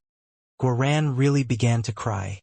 Perhaps others didn't understand, but Xiachun was feeling the same thing.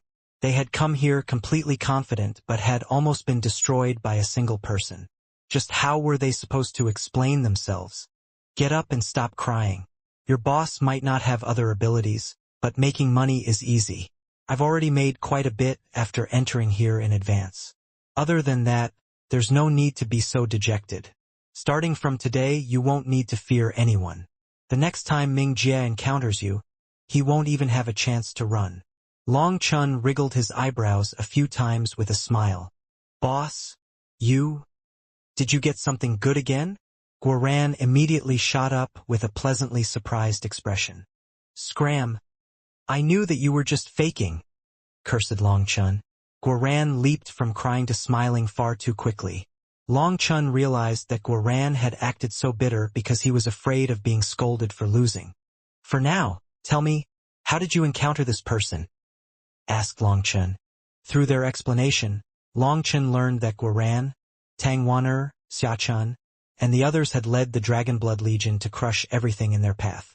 They hadn't encountered anyone who had given them much of a fight. Even 12th rank magical beasts could be slain. However, they would wait for Xiachun to set up a formation stealthily to injure it beforehand. Perhaps they had been a bit too arrogant. Anyone from the ancient races, ancient family alliance, or the Shen beasts would be forced out of their way, while anyone from the corrupt path was killed on sight. Perhaps it was because of how vigorously they had been searching for treasures that Ming Jie had noticed them and specifically gone over to attack them. Fortunately, Long Chen had found them in time. Boss, we obtained 5 young blood pattern lion vultures. Do you want one? It'll be very flashy as a steed. Guoran presented 5 little lions only a few feet tall. They each had a small pair of wings on their backs. These young had yet to even open their eyes, so this was the best time to tame them. Keep them for yourselves. Guoran, Zifeng, Guyang, Mingyuan, Li Qi, the 5 of you can have one. Then all the captain-class fighters will have a steed. It's good for flashiness and power. Long Chen smiled. Having a 12th rank magical beast as a steed was definitely flashy. However, Long Chen didn't care for such a steed.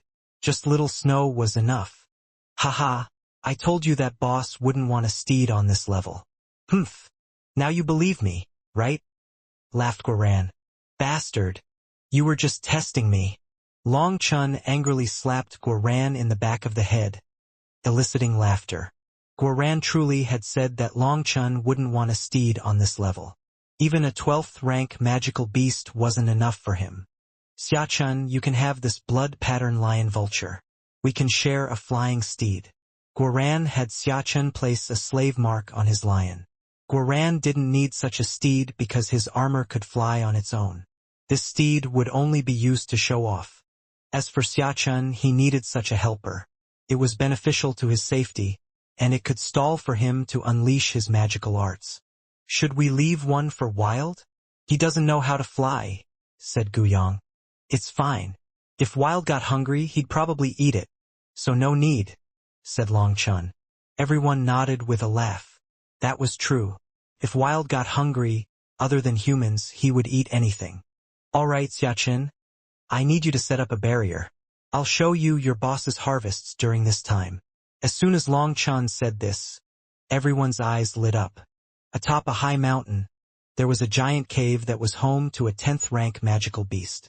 It was being chased out of its home. After that, Xia Chun set down a formation so that others couldn't peep on what was going on inside the cave. He also set down something to block out sound, so even if there was a commotion, no one would hear anything. All the Dragonblood warriors were looking at Long Chun eagerly, wondering what surprise he had brought them this time. In truth, I really am gratified by your current power. With Xia Chun and Guoran's help, you finally have the power that the Dragonblood Legion should possess. Against Ming Jie, it wasn't that you weren't strong enough, but that he suppressed you. We only have a few Empyreans, while Ming Jie's manifestation completely crushed you from feeling the energy of the heavenly Daos. Ming Jie is an apex figure in the corrupt path and is also an apex figure of the entire martial heaven continent. If he hadn't used the Paragon art, you would have been able to fight much longer against him. That's enough to be proud of. Have you already forgotten your origins? What level were you at originally? He is a genius born with a divine item in hand. We have climbed to our current height step by step and can already compete with him, so don't be depressed. It should be Ming Jie who's depressed. He's definitely somewhere cursing and breaking furniture to vent, said Long Chun. This defeat had affected the Dragonblood Legion's morale, so Long Chun needed to give them some encouragement. Ming Jie was in existence on the same level as Xia Luo. Against such an impressive opponent, even Long Chun couldn't say that he would definitely beat him.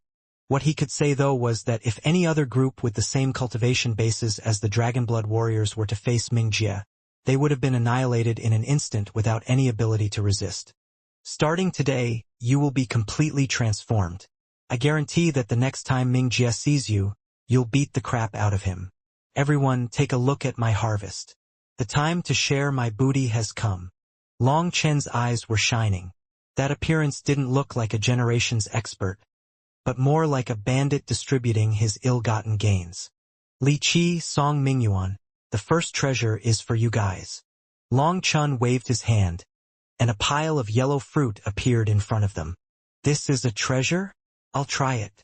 Guoran was fast, and he immediately grabbed one and bit into it. Expecting a sweet and juicy bite, Guoran instantly spat it out. Boss, you're conning me. This isn't fruit, this is dirt. You want us to eat it? Guoran continued to spit as if he had just taken a bite of sand.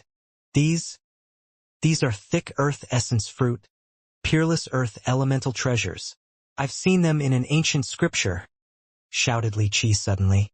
Thick earth essence fruit consisted of pure earth energy that contained a kind of divine nature. That divine nature made it an inborn earth essence, the most primordial earth essence in the world. Guoran, you fool. You actually wasted such a priceless treasure, cursed Song Mingyuan. It's fine. I have as many of this fruit as you want. Hopefully, you can absorb more of it and awaken your manifestations. Perhaps you too will become the first in the Dragonblood Legion to fully awaken your manifestations, said Long Chun. There was a giant thick earth essence fruit tree in his primal chaos space.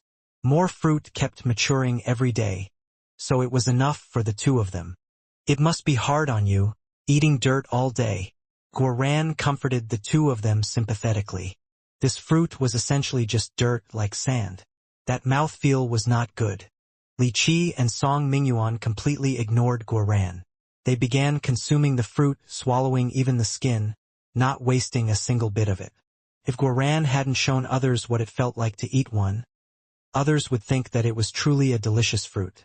Alright, the thick earth essence fruit is just a starter, and just for Li Qi and Song Mingyuan.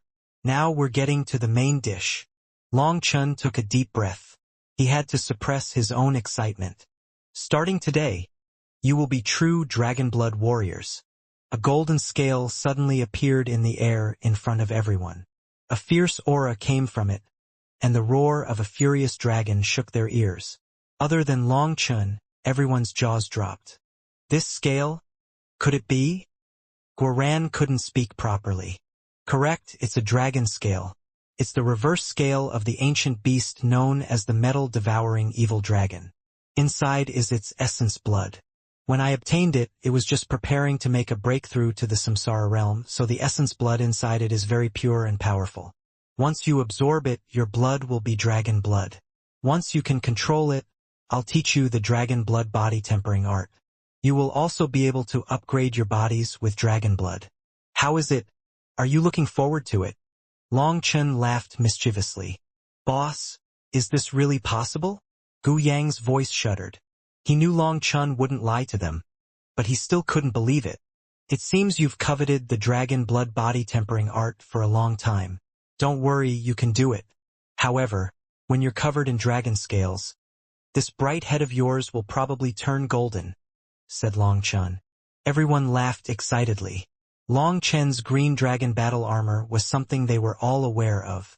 That was one of his strongest techniques, and that explosive energy excited them each time they saw him use it.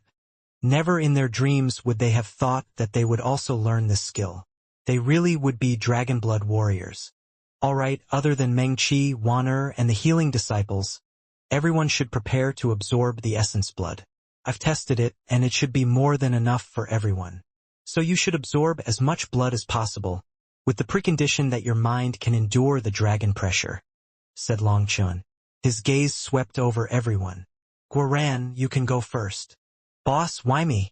I feel like Guyang going first would be the wisest choice. After all, he's sturdier, said Guoran, immediately getting a bad feeling. Stop messing around. The first drop has the least impact, and considering your weak willpower, you won't be able to draw out a single drop by the end, said Long Chen. Oh, many thanks, boss. Guoran excitedly followed Long Chen's instructions, placing his hand on the dragon scale. Long Chen patted the scale and it shuddered. A sharp aura appeared, cutting open Guoran's palm. A golden drop of essence blood entered his palm. Guoran's whole body shook, and he suddenly coughed up a mouthful of blood. His mouth frothed, and his eyes almost rolled into the back of his head. Long Chen ignored him, continuing to force another 2 drops into Guoran's body. Guoran suddenly shot back, smashing into the wall of the cave. He coughed up 3 mouthfuls of blood and fainted, his body still twitching. Everyone was dumbfounded, feeling a chill. Guoran was just the start but had lost consciousness. Long Chen had to forcibly add the next 2 drops, as Guoran hadn't even been able to bear the first one. Actually I lied. The first drop is the most berserk. Guoran's will is too weak, so it just so happens that the will of the dragon blood can temper him. Now that the most berserk will has been used up, it should be easier for the rest of you. Don't bother with him, enduring this tempering is good. As for the rest of you, I won't help. Rely on your own power to absorb as much essence blood as possible, suppressing its will and erasing its berserk nature. Only by suppressing it yourselves can the dragon blood flawlessly merge with your essence blood. As for Guoran, I had no choice but to help him. However, helping him would lower the quality of the essence blood he absorbed. But no one asked him to cultivate like this. The rest of you can rely on your own power, the more the better. Guyang, it's your turn. Meng Qi and Tang Wan'er exchanged a glance. They looked at Guoran, who was still twitching, and this was their first time feeling that he was pitiable. It seemed he had already been conned by Long Chen many times. Guyang stepped forward, pressing his hand against the dragon's scale. A drop of golden blood flowed into his palm. Guyang's body shuddered, but he quickly calmed down, absorbing a second drop. Long Chen nodded. Guyang's physical body was truly powerful, and his will was tough. This essence blood contained the metal-devouring evil dragon's will and wasn't so easy to subdue. Guyang repeatedly absorbed 3 drops of its blood without his expression changing. This showed his power. 3 drops. 5 drops. 10 drops. Boom! Suddenly, Guyang couldn't hold on any longer and was sent flying by the dragon scale. Guyang finally couldn't endure any longer. However, he had absorbed 37 drops of the metal-devouring evil dragon's essence blood, far surpassing Long Chen's expectations. He had originally guessed that Guyang's limit would be around 20 drops, but Guyang's will was strong enough to suppress the blood of the metal-devouring evil dragon. After absorbing the essence blood, Gu Yong sat on the ground, his face a bit pale as his veins bulged. It was vaguely possible to see golden blood flowing within his body. Next. Following him was Li Qi. He absorbed 23 drops before reaching his limit and being blown back. After Li Qi was Song Mingyuan. He absorbed 24 drops before coughing up 2 large mouthfuls of blood. He received quite an injury, almost having the metal-devouring evil dragons will invade his mind. See. Long Chun was forced to suppress it. After them were the squad leaders. They were also very powerful, with each person absorbing around 15 drops. Some of them absorbed 1 or 2 drops more or less than the others, which meant that the difference between them was quite small. Of course, this statement was only true if you ignored the one twitching on the ground. The ordinary Dragonblood warriors had a limit of 10 drops, but that was very gratifying. They had already surpassed Long Chen's expectations. Their tough wills were comparable to any peak genius. Originally, he had estimated that he would have half of the metal-devouring evil dragon's essence blood left once everyone was done absorbing it, but now it was almost used up. There were less than 100 drops left. "Boss, do you think I can handle a drop of it?" asked Xiaqin. All the men had finished absorbing it. Even some of the women had absorbed it. Now he was the only man who hadn't absorbed it, along with Meng Qi, Tang Wan'er, and the healing disciples. His face was burning hot. "I don't think you should. Although you have gone through the upgrade of the Blood Essence Stone and the Blood Soul Stone, your physical body doesn't have that much potential. A single drop can take your life. Furthermore, your profession is a grand formation master. That's an extremely rare and noble profession. Why envy others?" Long Chen shook his head. "It's because he can't outdrink anyone in the Dragonblood Legion or outfight them, and he's too embarrassed to outcurse them. He wants to blend in," said Tang Wan'er with a smile. Long Chun came to a realization. Xia Chun was more delicate than the rest of the Dragonblood Legion. If he wore a scholar's band, he would look just like a scholar, which wasn't the same style as the rest of the coarse Dragonblood Legion. "It's not that. I'm getting along very well with everyone in the Dragonblood Legion," said Xiaqin awkwardly. "Since you've joined the Dragonblood Legion, we're a family, so you don't need to compete or try to make yourself more like everyone else. Don't force yourself to be someone you're not," said Long Chun, patting Xiaqin on the shoulder. Xiaqin wasn't very talkative and was more reserved. Long Chun was a bit worried he felt out of place. "You've misunderstood. I have a different reason for wanting to absorb that metal-devouring evil dragon essence blood. I have a crazy idea. I want to create a formation connected through bloodlines. If it works, then supported by bloodline power, we won't need to use outer runes to merge our energy. It will increase the efficiency, increasing our power while decreasing the exhaustion rate," said Xiaqin. Long Chun and the others were surprised. So Xiaqin had actually thought of something like this. If it really worked, the Dragonblood Legion would completely transform. "Your physical body isn't strong enough. It would kill you, but I can erase 90% of the metal-devouring evil dragons will before sending it into your body. That should be the limit that your body can endure. It should be enough for your purposes," said Long Chun after a moment's thought. "Good. I just need to have the ability to feel it and see if I can make a formation so that the power of everyone's spirit blood can be joined together," said Xiaqin excitedly. Long Chun extracted a drop of essence blood. He erased 90% of the power within it before slowly sending it into Xiaqin's body.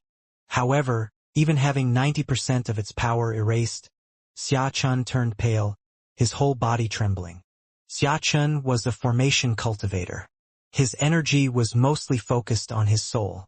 Formation cultivators could be called a kind of soul cultivator, and their weak physical bodies were something that they couldn't do anything about.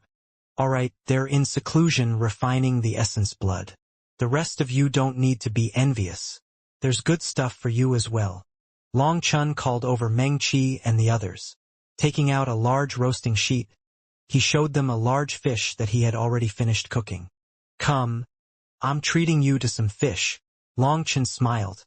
"Alright, then we'll have a taste of boss's craftsmanship." The healing disciples were mostly women. Seeing the piping hot fish, they took out their knives and forks. Yes, this fish is definitely delicious. It melts as soon as it enters the mouth. Its fragrance overflows. What kind of fish is this? It's so good, exclaimed Tang Wan'er. I heard it's called scarlet blood spirit fish. The taste is all right. Long Chen also took a big bite. The scarlet blood spirit fish wasn't just a treasure. It was famed for its flavor and was something said to be the main dish for major figures back in ancient times. This taste truly lived up to the legends. Never heard of it, but it really is delicious, praised Tang Wan'er as she continued taking big bites. Meng Qi was in the midst of chewing slowly and savoring it when she thought of what Long Chen had just said. Her eyes suddenly widened. What did you just say? Scarlet blood spirit fish. The one with the heaven-defying ability to awaken one's bloodline. One of the most precious ancient treasures ever? That's scarlet blood spirit fish. Well, I suppose, if you wanted to, you could put it that way. Long Chen smiled. Meng Qi's plate dropped to the ground. She grabbed Long Chen, shouting, You fool! The most precious thing about the scarlet blood spirit fish is its blood. You actually roasted it. Do you know, with such a giant fish, there would be at least a 50% chance of it being capable of awakening a person's bloodline power. Heavens! Have you gone crazy? The always calm Meng Qi had such a huge reaction. Seeing Long Chen destroy a priceless natural treasure like this, Meng Qi was speechless. So its blood is useful? All right, next time I'll bleed it before baking it, said Long Chen. Next time? Wait a minute, you mean, you have more? Meng Qi's beautiful eyes stared at Long Chen with disbelief. Yes, as many as I want. Even if you wanted to eat it all day, I could satisfy you. Long Chen winked. Long Chen, you're evil. You definitely did that on purpose, raged Meng Qi upon realizing she had fallen for his teasing. She angrily pinched him, causing him to laugh. It seemed that this was his first time managing to find such success teasing the ever-calm Meng Qi. He felt truly accomplished. Within the primal chaos space, he was constantly feeding the scarlet blood spirit fish, and they were constantly breeding and growing. Now, Long Chen had over 700 fish kings that were more than 3 meters long. As for those a meter long, there were tens of thousands of them, and he couldn't count the even smaller ones. As long as he continued to feed them, they would continue reproducing. That was why Long Chen dared to take out a fish king as a snack. His taste was even better than he had expected. In an incense stick's worth of a time, a 3-meter fish king was finished by over 50 people. Long Chen proposed roasting another one, but Tang Wan'er shook her head, saying that if she ate another one, her stomach would explode since she wouldn't be able to stop herself. After a fish king had entered their stomachs, they felt completely relaxed, even lazy. Tang Wan'er leaned against Meng Qi, feeling an urge to sleep. Meng Qi looked at the dragon blood warriors who were covered in sweat as they refined the dragon essence blood. They had entered a bitter meditative state. She couldn't help saying, Is it really all right for us to be enjoying fish while they're like that? That's called different people have different fates. Don't pity them. Once they refine the essence blood, you'll have to be the ones envying them. Wan'er, I'll be preparing a scarlet blood spirit fish for each one of you. You can absorb their essence blood. As for the actual fish, I'm sure you have your own methods. Whether you boil or steam it, roast or bake it, it's up to you. In any case, its flavor is locked in its flesh and won't interfere with anything else. Meng Qi, I'll need your help. Help me refine the dragon teeth. Evil Moon is in seclusion, so I need them. During the next while, Meng Qi and Long Chen began working on refining the 71 golden dragon teeth, slowly erasing the metal-devouring evil dragon's will. Tang Wan'er and the others were the most blessed, absorbing the scarlet blood spirit fish's essence blood while enjoying its taste. A week passed. With Meng Qi's help, Long Chen had finally finished wiping away the original will of the dragon teeth. He no longer needed to worry about a backlash. Now he could nourish them with his mind. Other than Evil Moon, he had new divine items that he could control with his soul. That filled him with confidence. If Xiaoluo, Mingjie, or true immortal Jiaoqi had been forced to the point of unleashing the full power of their divine items, he would have been at a disadvantage before this. That was especially true of Mingjie. While Long Chen thought that he would be able to endure it himself, the rest of the Dragonblood Legion wouldn't have been able to. With the dragon teeth refined, Long Chen left the rest of the Fish Kings with Meng Qi and the others, letting them slowly absorb them. Reviving their bloodlines was a somewhat slow process with low chances of success. Long Chen had them absorb the scarlet blood spirit fish's essence blood slowly and temporarily not go out. Once the Dragonblood warriors finished refining the dragon essence blood, he would impart the dragon blood body tempering art to them. He recorded the method for training in the dragon blood body tempering art in photographic jades and left it for them. After arranging everything, he stealthily slipped away. In the end, he still wished to fulfill Yan Nanshan's request. Although Yi Lingshan was definitely also searching, he couldn't place all his hopes on her. Leaving the mountain valley, Long Chen looked at the map. Choosing a location that others hadn't stepped into yet, he began flying over. Before going out, Long Chen left the divine items he had seized to Meng Qi so that she could distribute them. The Dragonblood warriors would need to get used to their power after refining the Dragonblood. Only then could they train in the Dragonblood body tempering art. This would require quite a bit of time. Long Chen also told Meng Qi to do her best at refining the blue-eye peacock's true feathers. If she had the silver wing-horned eagle, the 999 true feathers, as well as the original true feather, Meng Qi would be able to fight on the same level as experts like Xie Luo and true immortal Jiaoqi. It just so happened that everyone was in seclusion now, so once the Dragonblood warriors finished refining the essence blood, she could go roaming on her own again. As for awakening her bloodline, the main thing would be whether or not any terrifying experts had ever appeared amongst her ancestors. If no such amazing figures had appeared amongst them, there wasn't much potential to be excavated for her bloodline. However, if such a peerless expert had appeared once, then she would be much more powerful. Anyway, whether or not such a powerful figure had ever appeared, the scarlet blood spirit fish could still make her bloodline purer. It could increase the quality of her spirit root and even draw her closer to the heavenly Daos. Even in the worst-case scenario where they had little effect on her, they would still cause her spiritual strength to multiply. Because soul cultivators mostly inherited their spiritual prowess, so she would awaken at least a bit of power in that aspect. Long Chen had also tried it, and he didn't know if it was because of the 9-star hegemon body art, but the scarlet blood spirit fish had no effect on him. He could only satisfy himself with the taste. As for the wood cultivators, once their core energy was fully excavated and awakened, Long Chen trusted that they would become the strongest healing core. Leaving the mountain, Long Chen flew toward a place that hadn't been marked by anyone. He wanted to search through as many places as possible. Stop! This path was opened by me. These trees, Aya. Long Chen was in the midst of flying when 3 masked experts blocked him. However, when they saw who it was, they immediately fled for their lives. "Get back here or you'll all die," snorted Long Chen. Those 3 experts froze. They had just started fleeing, but they didn't dare to continue. They obediently returned. "Senior apprentice brother Long Chen, we were just joking. Don't take it so seriously.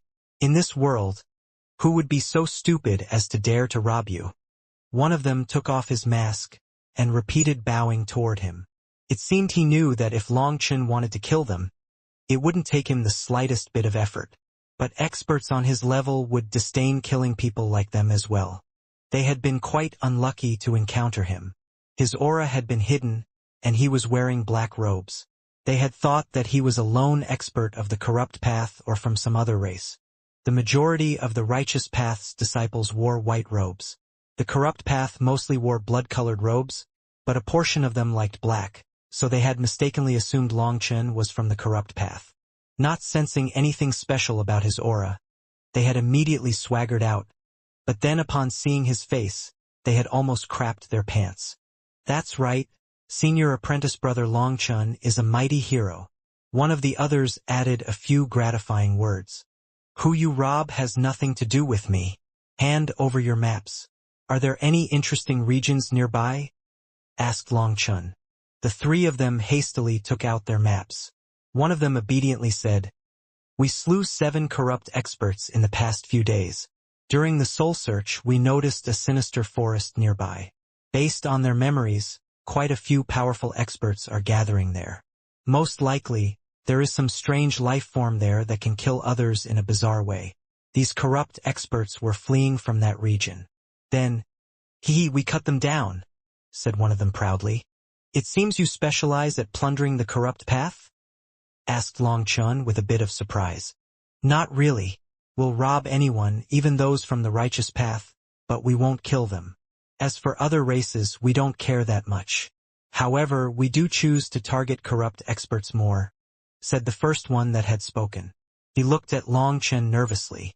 Long Chun looked at him and smiled faintly. You're quite smart. This person was smart because he had chosen to tell the truth. That made Long Chun feel better about him, and this behavior didn't give Long Chun a reason to kill them. The cultivation world was one where the strong devoured the weak, and the righteous path in particular was a scraggly bunch. Many of them had left the Martial Heaven Alliance. The righteous path was currently in a very tumultuous period. Who was friend or foe was unclear. Plundering the people from the righteous path but not taking their lives was already better than most people. The reason this person chose to tell the truth was because he felt that he didn't have the ability to lie in front of Long Chun. Being a bit smarter might increase the odds that Long Chun would let them off. Are these two your brothers? Long Chun looked over the three of them, finding that this person was the leader. Just now, when the three of them had blocked him, it had been the other two to block his path and draw his attention, while this smart fellow had snuck up behind him to launch a sneak attack. Yes. Although he didn't know why Long Chun would ask such a thing, he could only obediently answer. Good. Using your smarts for others is real smarts, said Long Chun. Just now, when the three of them had fled, they had gone in an arc, leaving almost identical distances between each other. That meant that this person had been thinking about the other two, or he would have chosen to flee in the other direction. In that scenario, Long Chun would most likely choose to chase after the two of them, and so this person's odds of fleeing safely were much higher. But he hadn't done that. Being stared at by Long Chun, this person felt like his soul was laid bare before him. He couldn't help sighing. Senior apprentice brother's praise is too much. I Wang Mao cannot accept it. The three of us are just independent cultivators. My two brothers were set up by others in their sects and kicked out, while I was also crowded out, and in my anger I schemed to kill the other side. Unfortunately, I ended up exposing myself and had no choice but to flee from my sect. Later on, while searching for an ancient remnant, I was injured and almost died. It was my two brothers who saved me. As a result, the three of us chose to become brothers closer than blood brothers. We will live and die together. Actually, we've been constantly doing some shameful things these years, but we have no choice. It's to live, to get stronger, to not be crushed like ants. Not bad. Dogs are loyal, but nobles aren't. It is the people living on the bottom rungs of life that end up with greater integrity and camaraderie. When the Yin-Yang world closes, you can come to my Shen-Tian Dao sect or the Martial Heaven Alliance. Don't roam around the world aimlessly. The righteous path needs people like you, even if you're bandits, said Long Chun. This person couldn't be called a good person, but Long Chun had seen his heart and felt that he wasn't bad. Even bandits could act open and above board. Senior apprentice brother Long Chun, we've been abandoned by large sections. Do you really think we can join? So what if you were abandoned? I almost left the Martial Heaven Alliance myself. If there's no place for me there, I'll make my own place in the world. The righteous path is already a mess, and the ones causing the mess are those without any unyielding backbone. They only know how to scheme all day and backstab each other. However, the huge waves recently could be called a big thing. They will wash away the trash. A person can lack intelligence and brains, but they can't lack that unyielding nature. Well, there's no need for me to say so much. When you get back, go find Yi Lingshan. I'll say that I have found a few capable helpers for her, so you can just follow her in the future. She is the heir to the Martial Heaven Alliance, so following her will definitely be good for you, said Long Chun. The heavenly genius Yi Lingshan? Will she really accept? The three of them were startled. Yi Lingshan was famous, and they didn't think they were a good match for her. She most definitely will. If she doesn't, you can come to the Shen Dao sect, but I wouldn't worry about it, said Long Chun. Yi Lingshan needed to cultivate her own personal group. Although Wang Mao's group wasn't very powerful, once such people accepted a leader, they would be absolutely loyal. Low combat power could be made up for with resources, but loyalty was difficult to cultivate. Senior apprentice brother Long Chun, we can't thank you enough. Wang Mao's group knelt toward Long Chun. The last few years had been hard on them. They longed to join a powerful sect, but they didn't dare to at the same time, feeling like no sect would accept them. Get up. Don't randomly kneel. It's such a loathsome etiquette, said Long Chun hastily.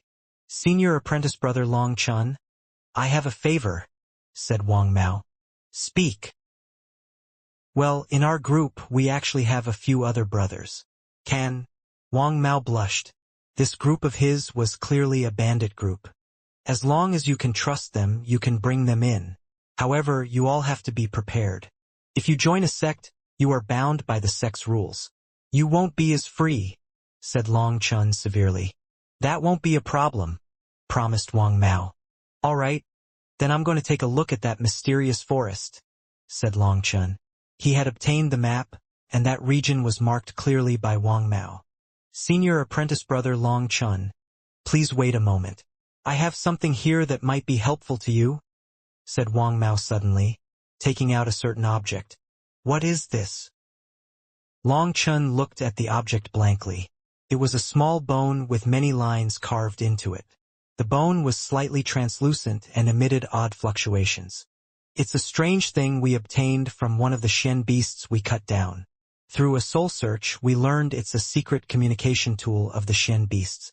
If this bone is activated, it can search the surroundings to see if there are any Shen beasts nearby. Senior apprentice brother Long Chun, if you take it, you'll be able to gain some information. When many Shen beasts gather in one place, there's a higher chance of there being treasures. You can activate this bone with spiritual strength to search for the nearby Shen beasts. However, it requires a special technique to use it to communicate with them, and that technique was guarded by spiritual restrictions, so we couldn't learn it. We were planning on throwing away this bone because we didn't want the Shen beasts to attack us. But I feel like someone like you doesn't fear that, said Wang Mao. Long Chun naturally wouldn't fear it. He didn't even know how many Shen beasts he had slain, so he had no misgivings. He directly accepted the bone. Telling them to be safe, he set off in the direction they had pointed out. The Yin-Yang world was huge, unimaginably huge. However, leaving was not difficult.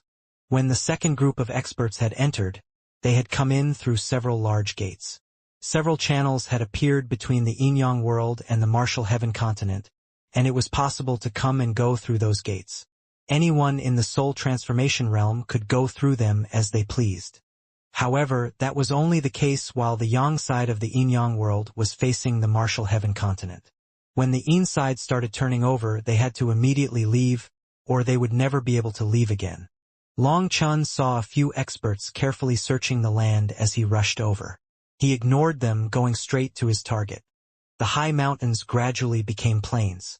Short trees appeared, as well as mist ahead. Long Chen's lips curled up slightly. He seemed to have come to a realization. The Yin-Yang world's treasures were all protected by formations to block others from gathering them. The blue-eye peacock's nest had been like that, and the mysterious egg's location had also been like that. This place was the same. There had to be many restrictions inside. As expected, once he got closer, the mist blocked his divine sense. He didn't dare to continue flying. He landed, walking steadily on the ground. Just as he approached the mist, he saw a corpse ahead. It was a mangled mess as if it had been cut by 1,000 blades. It was beyond recognition. Not even his Yuan spirit could escape. Long Chun saw a ball of black qi on this person's forehead. His Yuan spirit had been destroyed within his mind sea. This person was a rank 7 celestial. Long Chun couldn't help sighing. In the dangerous Yin-Yang world, even Empyreans had no guarantee of safety. Rank 9 celestials were dancing on the tip of a blade. They could lose their lives at any moment. For a rank 7 celestial to also come here, their chances of surviving were minuscule. However, Long Chen had no intention of laughing at this person. He just felt a bit bad inside. This world was just so cruel. Without resources, without a powerful background, the only thing you could do was risk your life.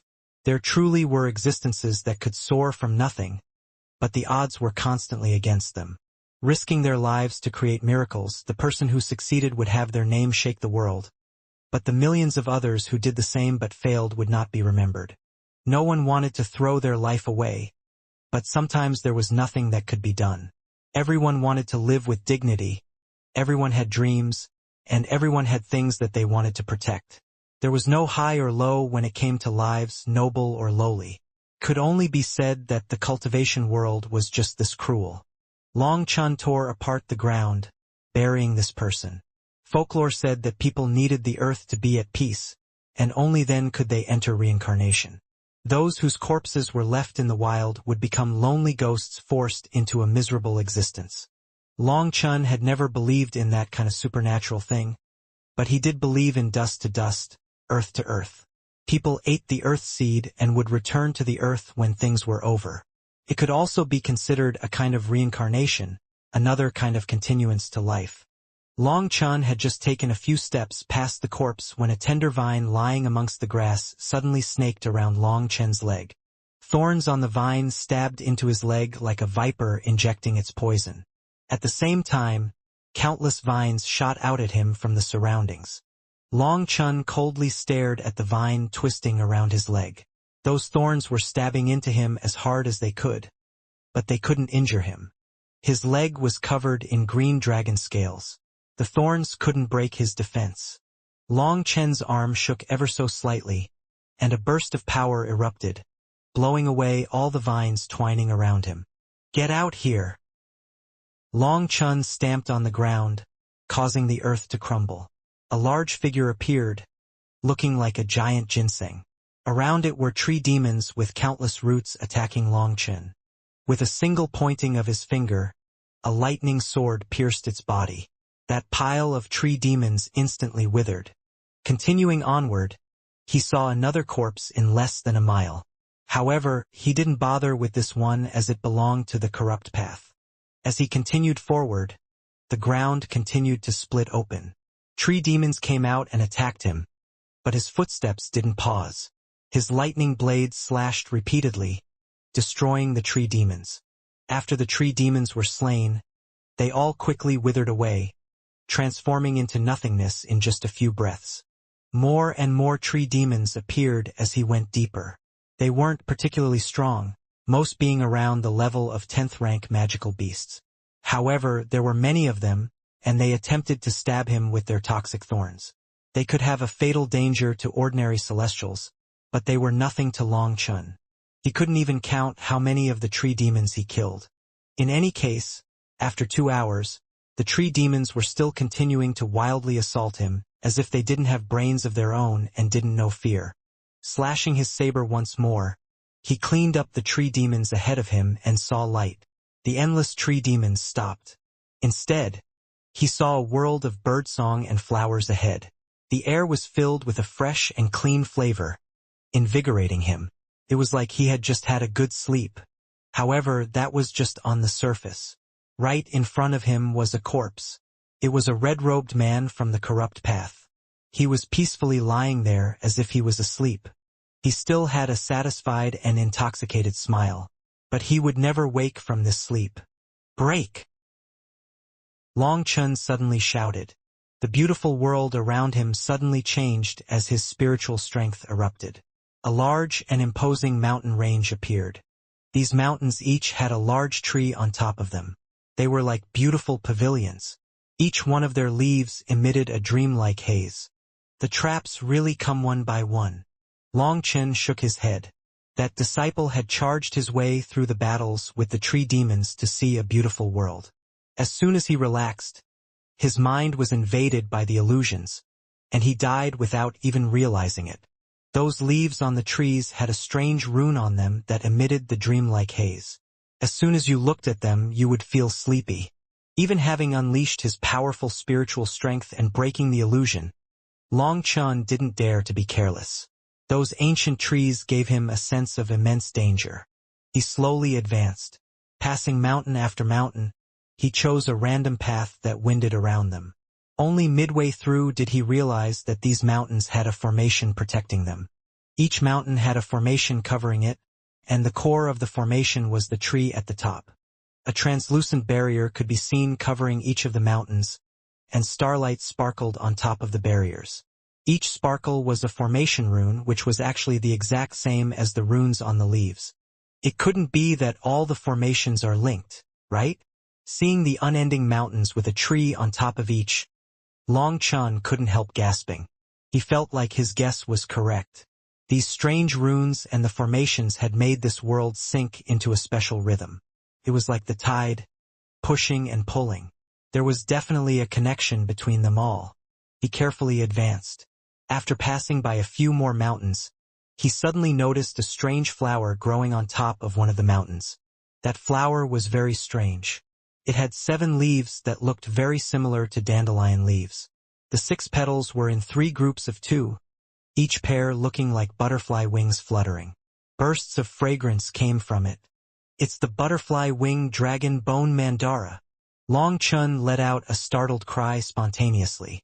After shouting it, he actually came to a blank pause. "I recognize this flower and know it's a treasure, but I don't know its use. What does that mean?" His intuition was telling him that the butterfly wing dragon bone mandara should be used for refining pills, but he didn't know what pill. Were his pill sovereign memories incomplete? Well, there was nothing he could do about that, and he had no time. He would first get the flower before anything else, but how was he supposed to get it? With the formation protecting it, he couldn't directly pluck it. He then roamed around the mountains before his eyes suddenly lit up. His luck had finally taken a turn for the better. He found that there was another butterfly wing dragon bone mandara that was growing outside the formation. It wasn't behind the barrier. It was on the very edge. Long Chun carefully crept over. Taking out a jade shovel, he lightly scooped it out of the ground along with its roots. Delighted, he was about to put it away when a sharp ray of sword chi slashed toward the back of his head. The sharp attack came without the slightest warning.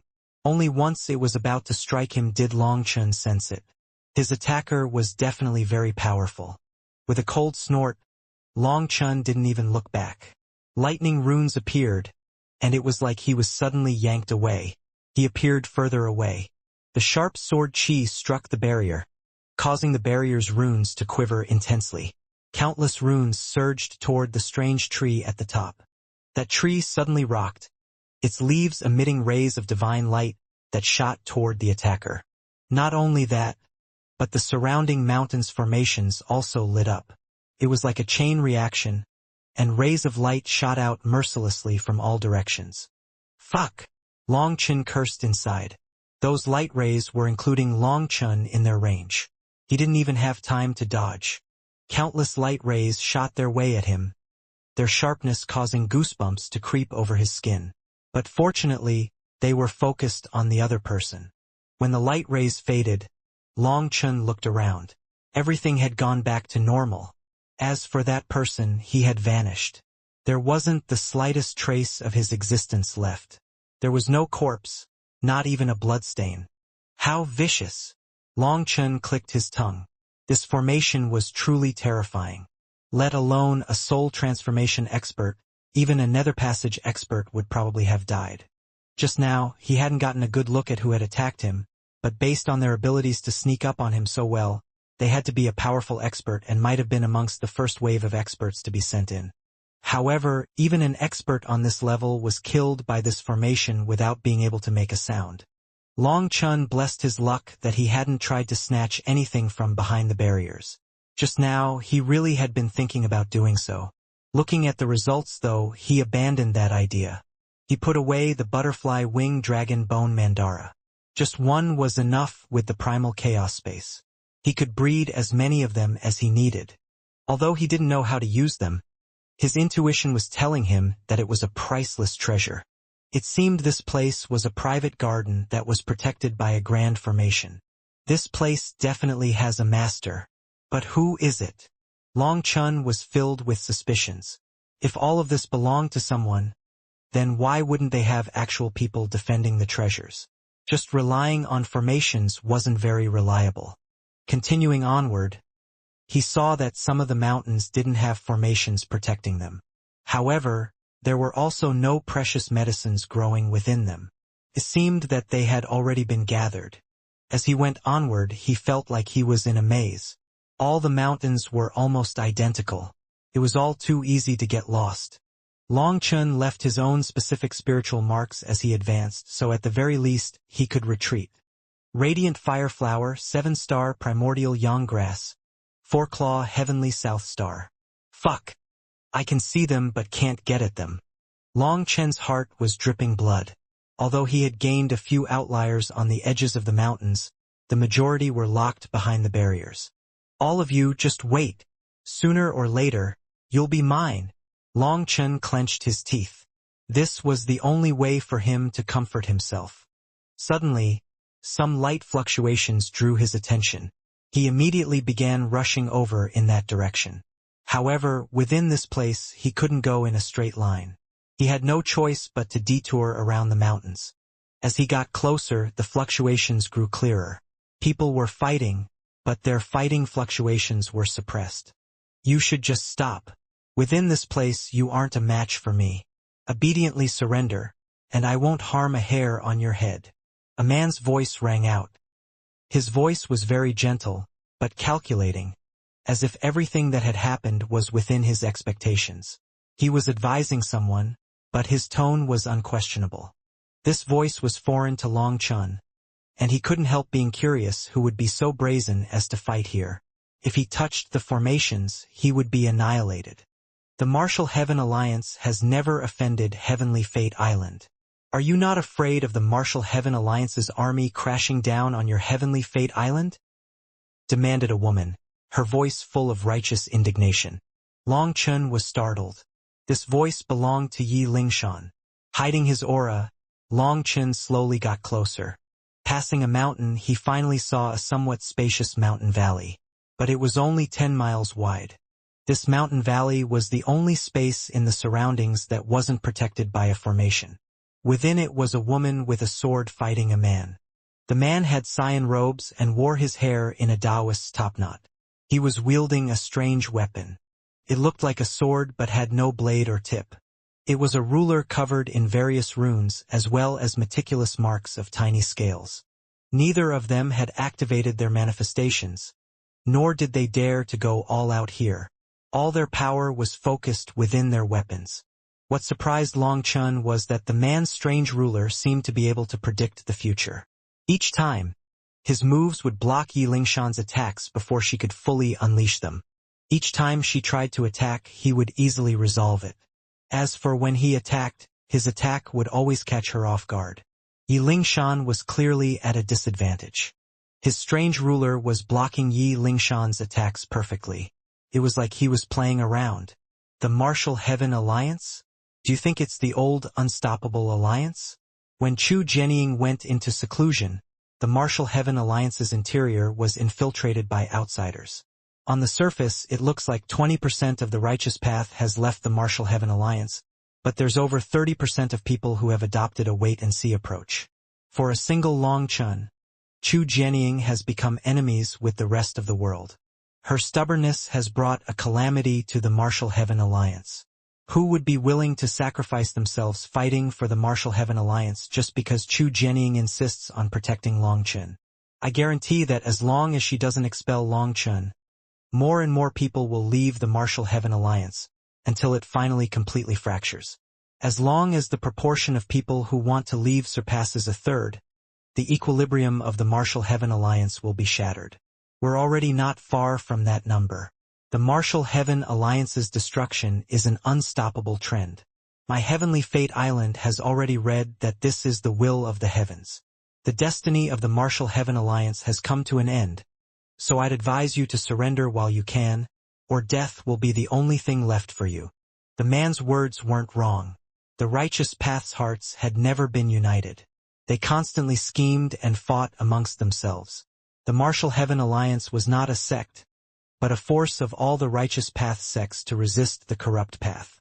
When the Martial Heaven Alliance had first been formed, it had been because the righteous path's experts and sects had been like sand. Each individual could be easily picked off and suppressed by the other large powers, let alone the corrupt path's sneak attacks. In the face of a mortal crisis, the righteous path had united into an alliance. This alliance had been on an unprecedented scale. All the righteous path's disciples had been united, and the Martial Heaven Alliance had instantly leaped to become the largest alliance on the Martial Heaven continent. Its position was something that no one could rattle. Now, however, people seemed to have forgotten why the Martial Heaven Alliance had been established, as well as the dark times the righteous path had experienced back then. They had also forgotten the history of how the corrupt path, the ancient races, and the Shen beasts had almost caused the righteous path to be destroyed. It was a typical case of forgetting about the injury once the scab healed. Many clever people fell victim to their own smarts. They thought that the change of the era would cause the state of the world to completely transform, and they wanted to get as much out of this new era as possible. They wanted to rise in the world.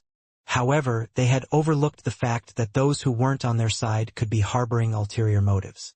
Their allies might be peaceful now, but that was a facade. In the future, when they finally bared their fangs, it would be too late. Yi Lingshan originally hadn't known about all of this because Chu Jianying hadn't told her. However, she had asked Long Chun about it, and Long Chun had already told her about how he had seen through the false faces of the righteous path a long time ago. As a result, she didn't place her hopes on them. Now hearing this person's words, Yi Lingshan clenched her teeth angrily. Heavenly Fate Island is definitely behind this. You're the ones sowing dissension. You bastards. Ha ha ha. Sowing dissension is the specialty of Pill Valley. As for Heavenly Fate Island, we just follow the will of the heavens. I'll tell you the truth. Having entered the Yin-Yang world, Long Chun will never be able to return to the Martial Heaven continent. There will no longer be a Long Chun in the Martial Heaven continent. As for you, if you surrender, you'll have a high position. You can join us. As long as you condemn Chu Jianying for some evil deeds and help us topple the Martial Heaven Alliance, we will give you the alliance to lead. There will be no need for Chu Jianying to die first. You can become the alliance head right now. How's that? Asked the man from Heavenly Fate Island. As if, I, Yi Lingshan, will not betray my master even if I have to die, raged Yi Lingshan. These people were really sinister. They actually wanted Yi Lingshan, Chu Jianying's most important disciple, to betray her. If she went through with that, it would be the final nail in the coffin for the Martial Heaven Alliance. Their morale would plummet and they would really fracture. All right, then I'll have to settle for the next best thing. Once I kill you and give your head to Chu Jianying, I'll see if her temper really is as explosive as the stories say. Maybe she'll directly start a war. Haha, laughed the man. However, his laughter was interrupted by an icy voice. How about I cut your head off instead and gift it to the master of Heavenly Fate Island? That Heavenly Fate Island disciple thought that victory was in his grasp, that everything was in his control. But when he heard that voice, his expression completely changed. He slowly turned around. Long Chun. His voice shuddered. Behind him was the person he had wanted to avoid the most. Long Chun was slowly walking over to him with a cold smile. Yi Lingshan was ecstatic to see Long Chun, but she shouted, "Be careful! This person is a master of calculations.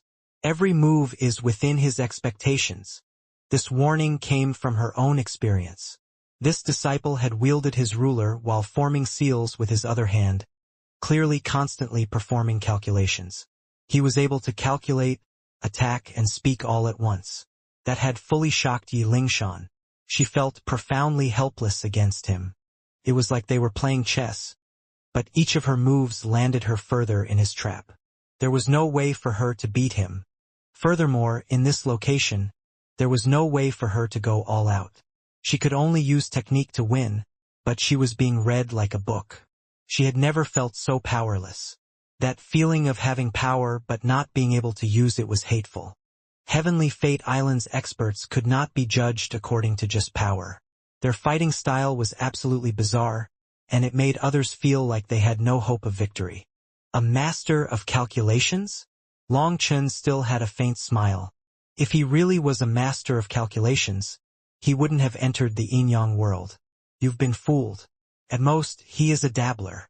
Long Chun refused to believe this person could fight while calculating the opponent's next move.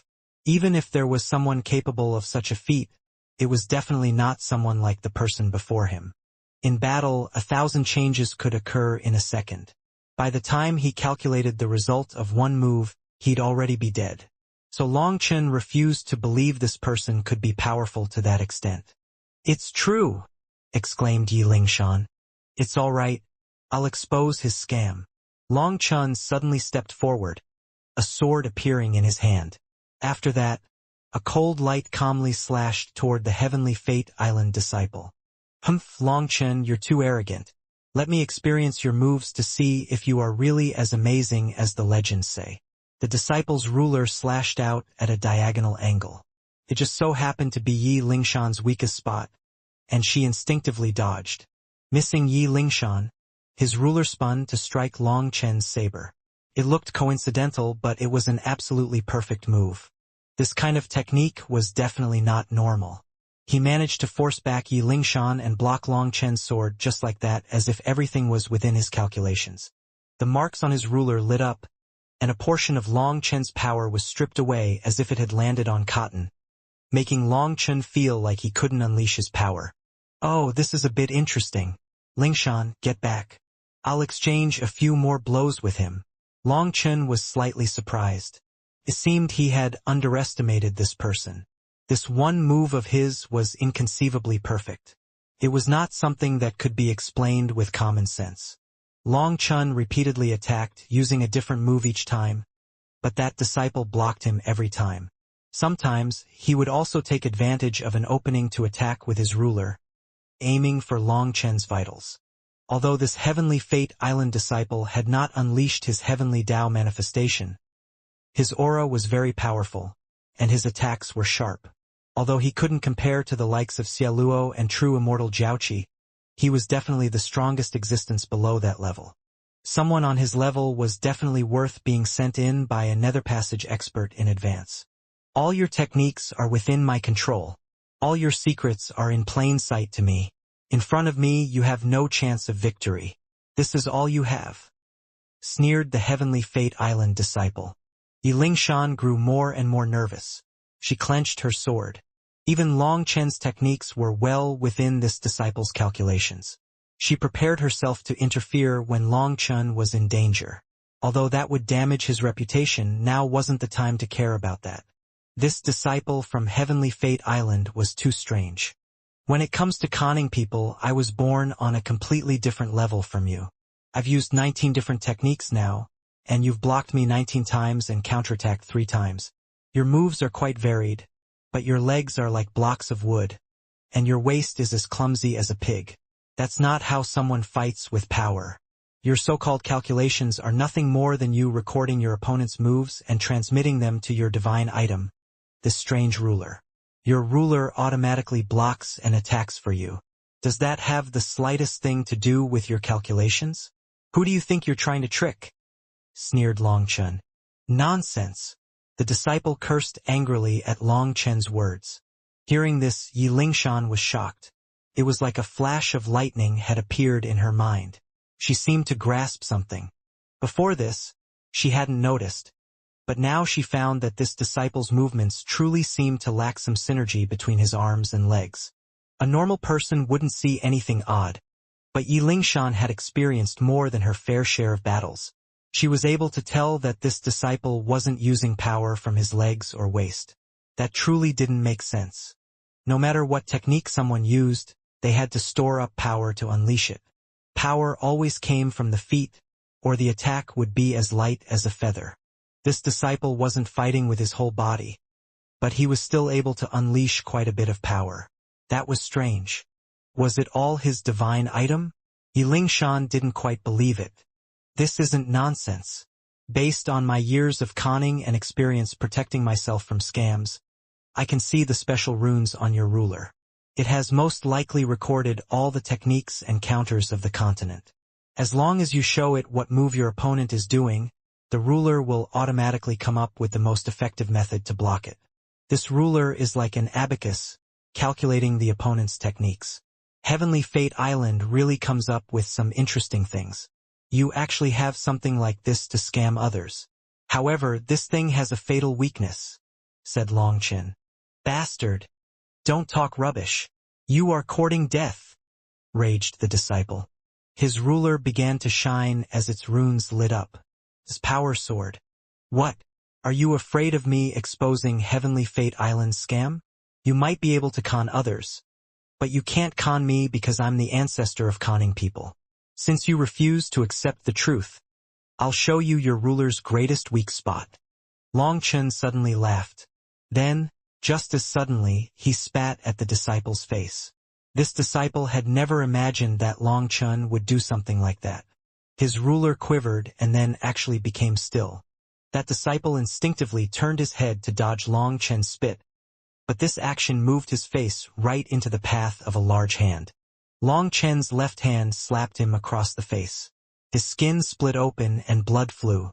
Right after the slap, Longchen kicked him in the crotch, and a strange sound rang out. It was almost like the sound of an egg being crushed. Ah!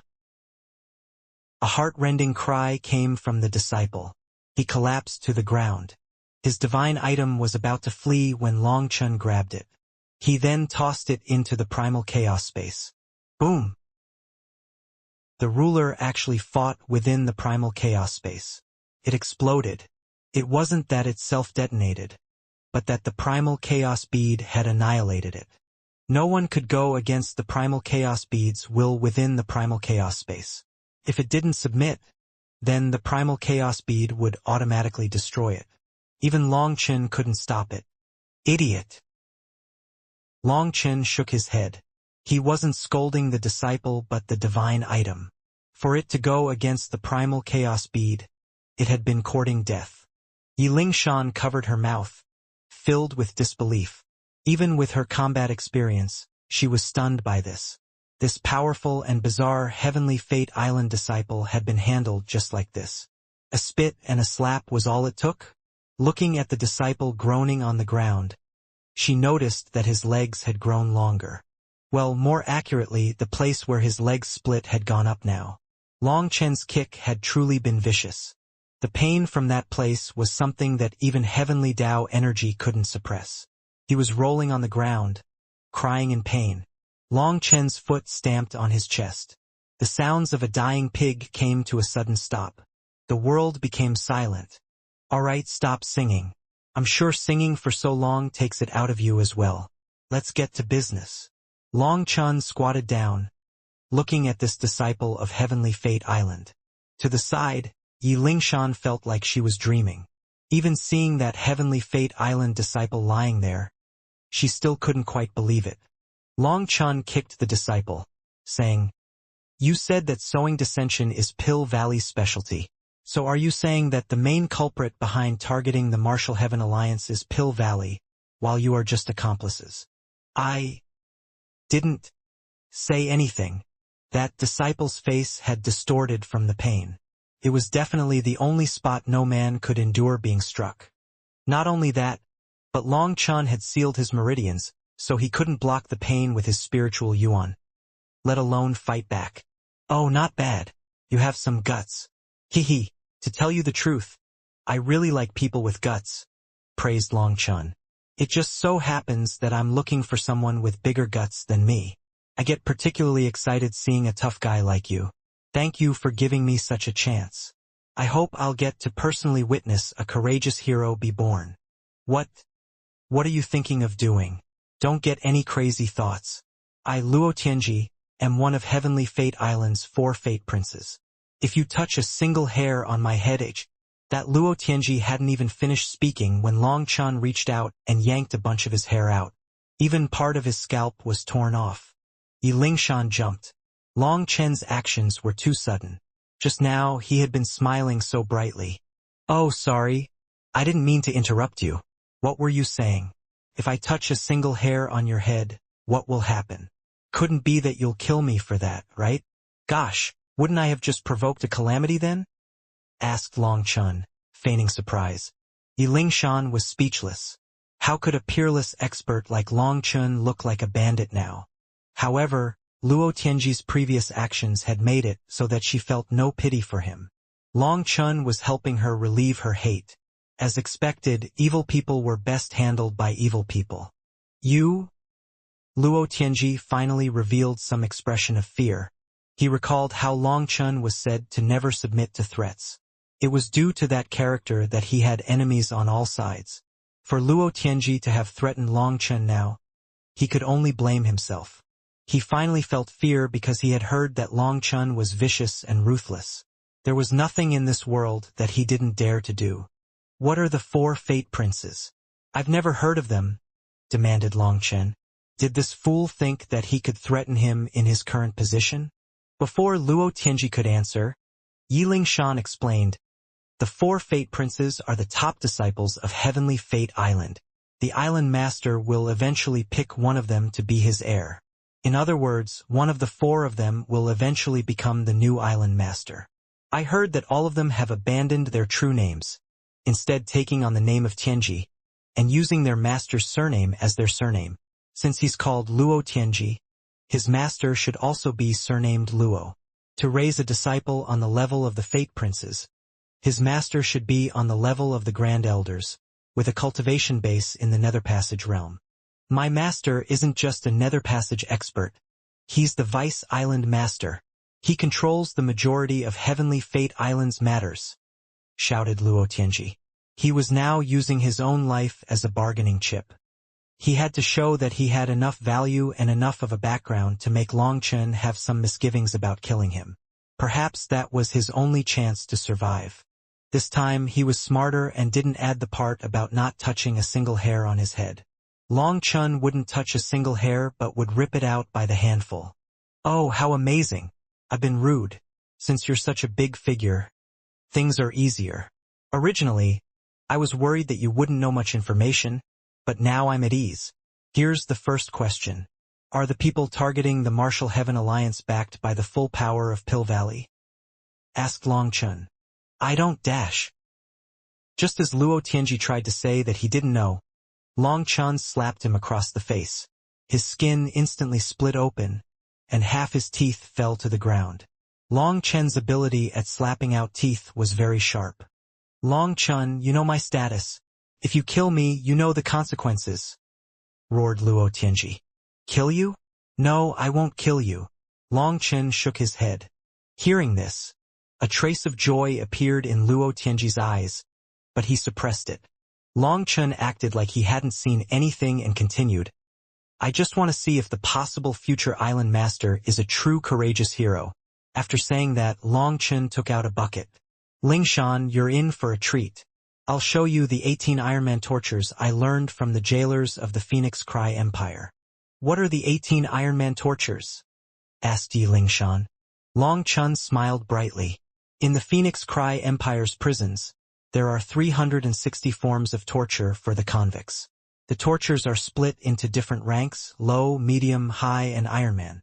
It is said that the Ironman tortures are so great that even a man made of iron would open his mouth during them.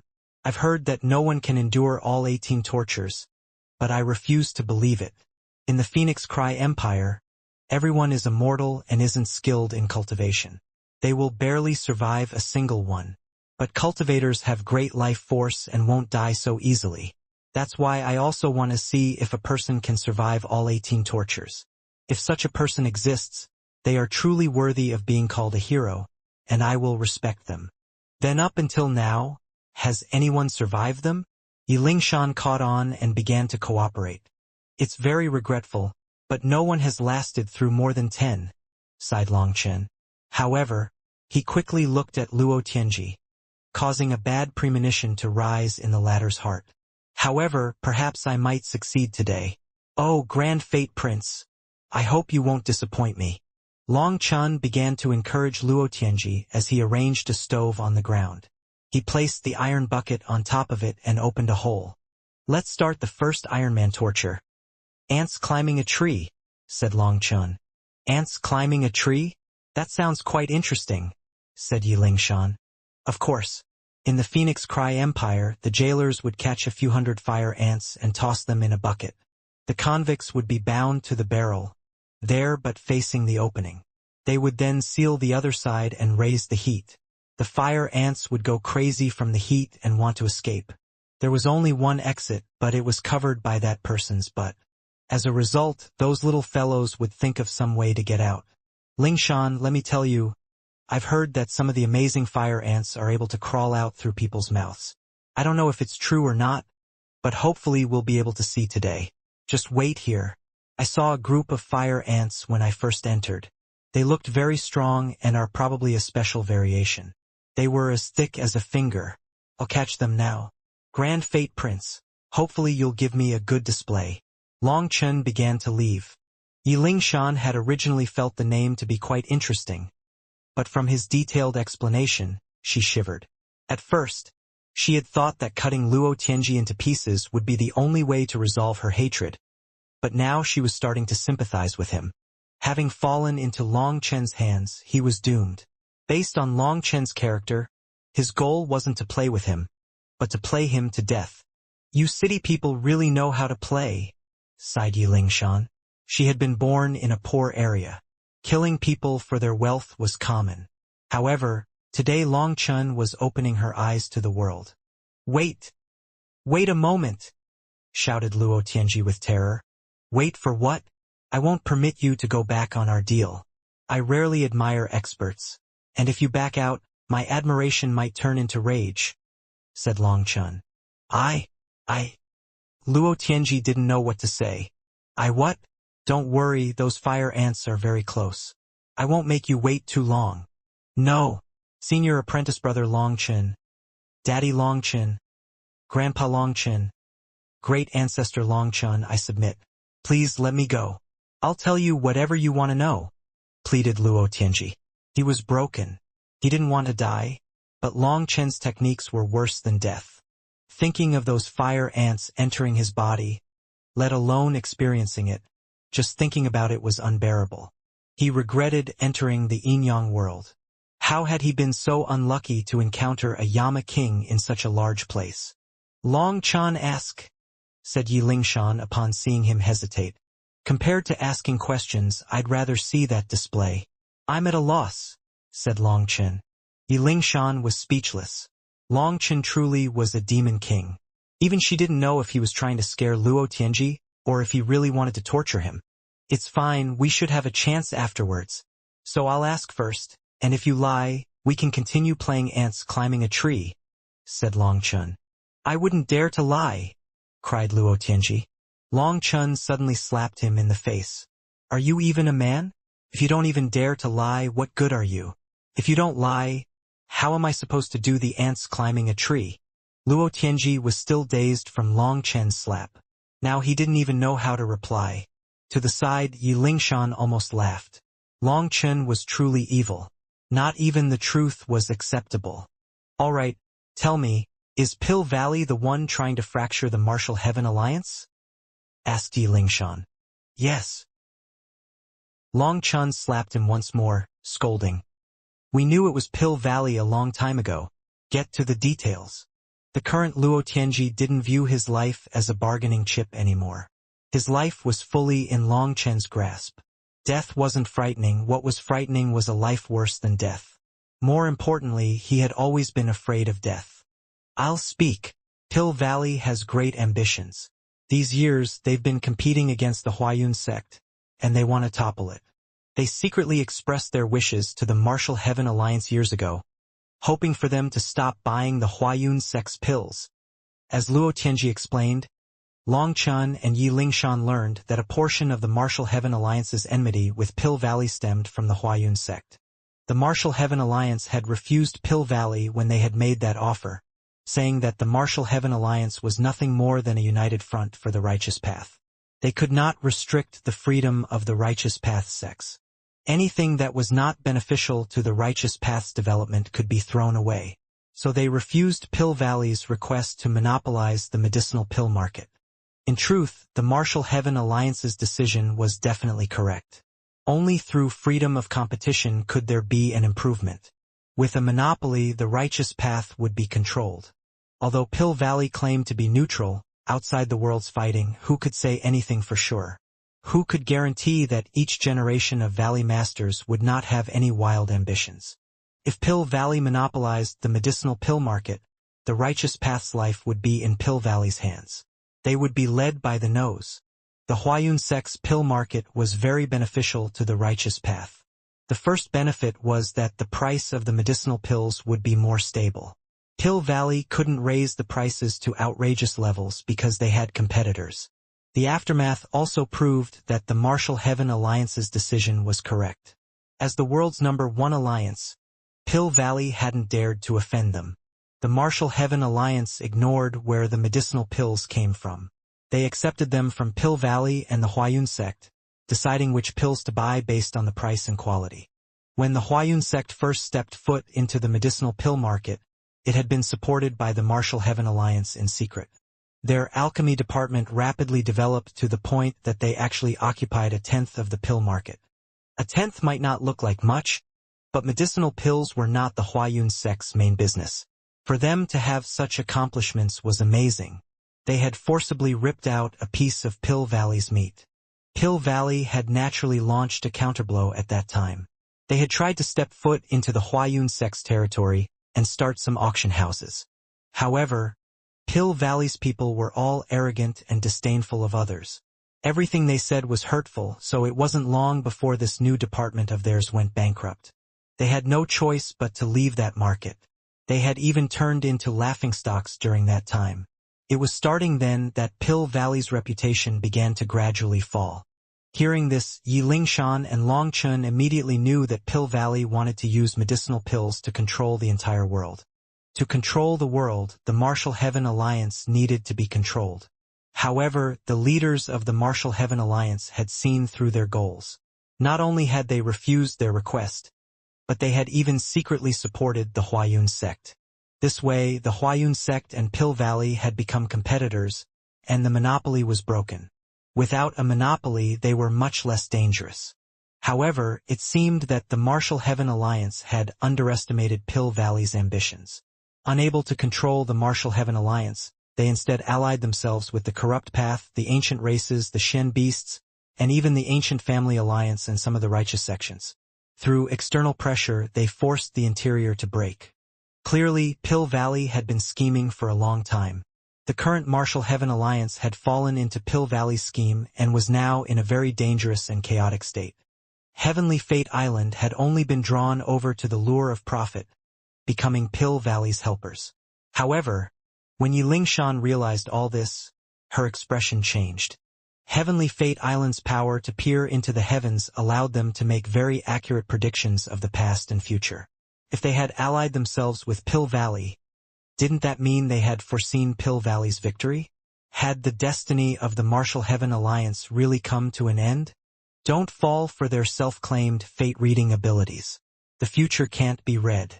They only know a few superficial tricks used for conning others. For example, isn't this fellow one of the 4 fate princes or something? He should be very skilled amongst their disciples, but if he could read the future, how could he fall into my hands?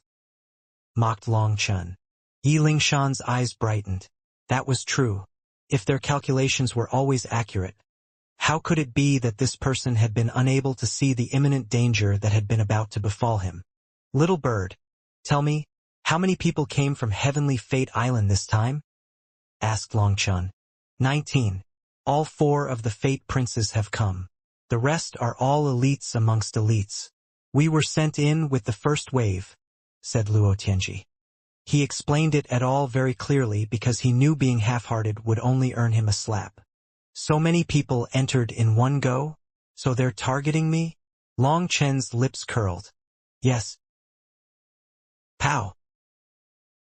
Explain in detail, ordered Long Chun after another slap. Luo Tianji lowered his head. His eyes filled with hatred and rage. He was one of the 4 Fate Princes and had never been treated this way.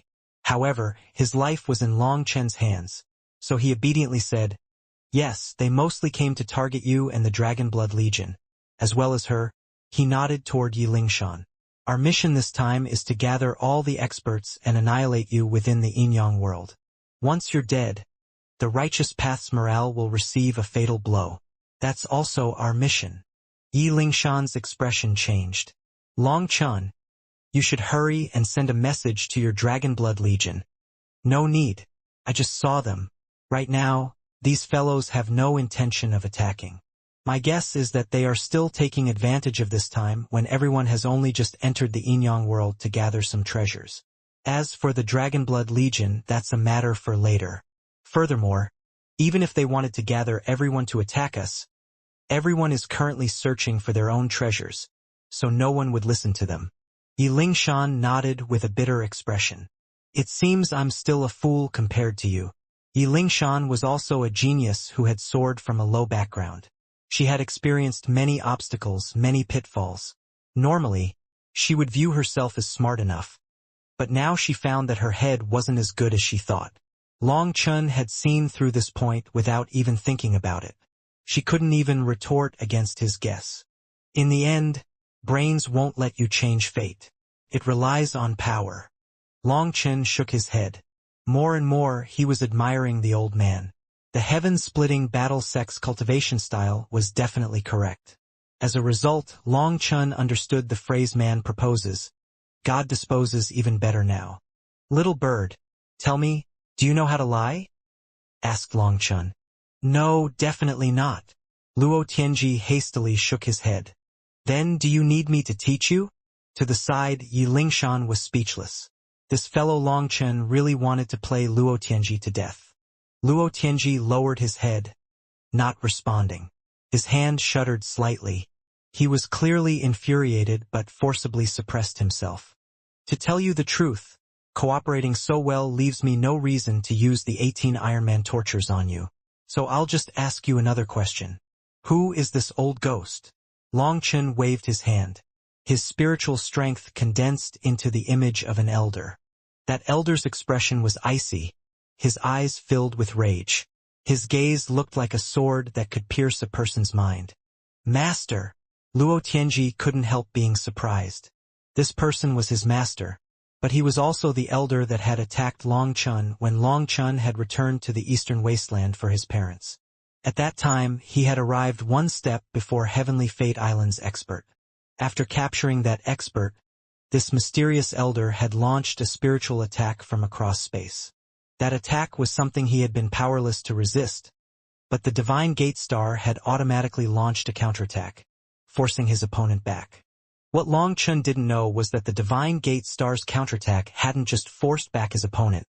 It had destroyed that person's heavenly eye that he had only condensed after spending years of effort. That elder was Luo Tianji's master, and the expert that Long Chun had slain in the eastern wasteland was another one of his disciples. He had never mentioned the destruction of his heavenly eye to anyone, nor had he ever told anyone about his defeat to Long Chun. It was too embarrassing. That was why even Luo Tianji didn't know about Long Chun's enmity with his master. Nor did he know that a portion of Heavenly Fate Island's decision to join Pill Valley came from this elder's enmity with Long Chun. So he's your master. Haha, this must be fate. But I just want to ask you one more question. Is your hand trembling because you're angry? Because you're afraid?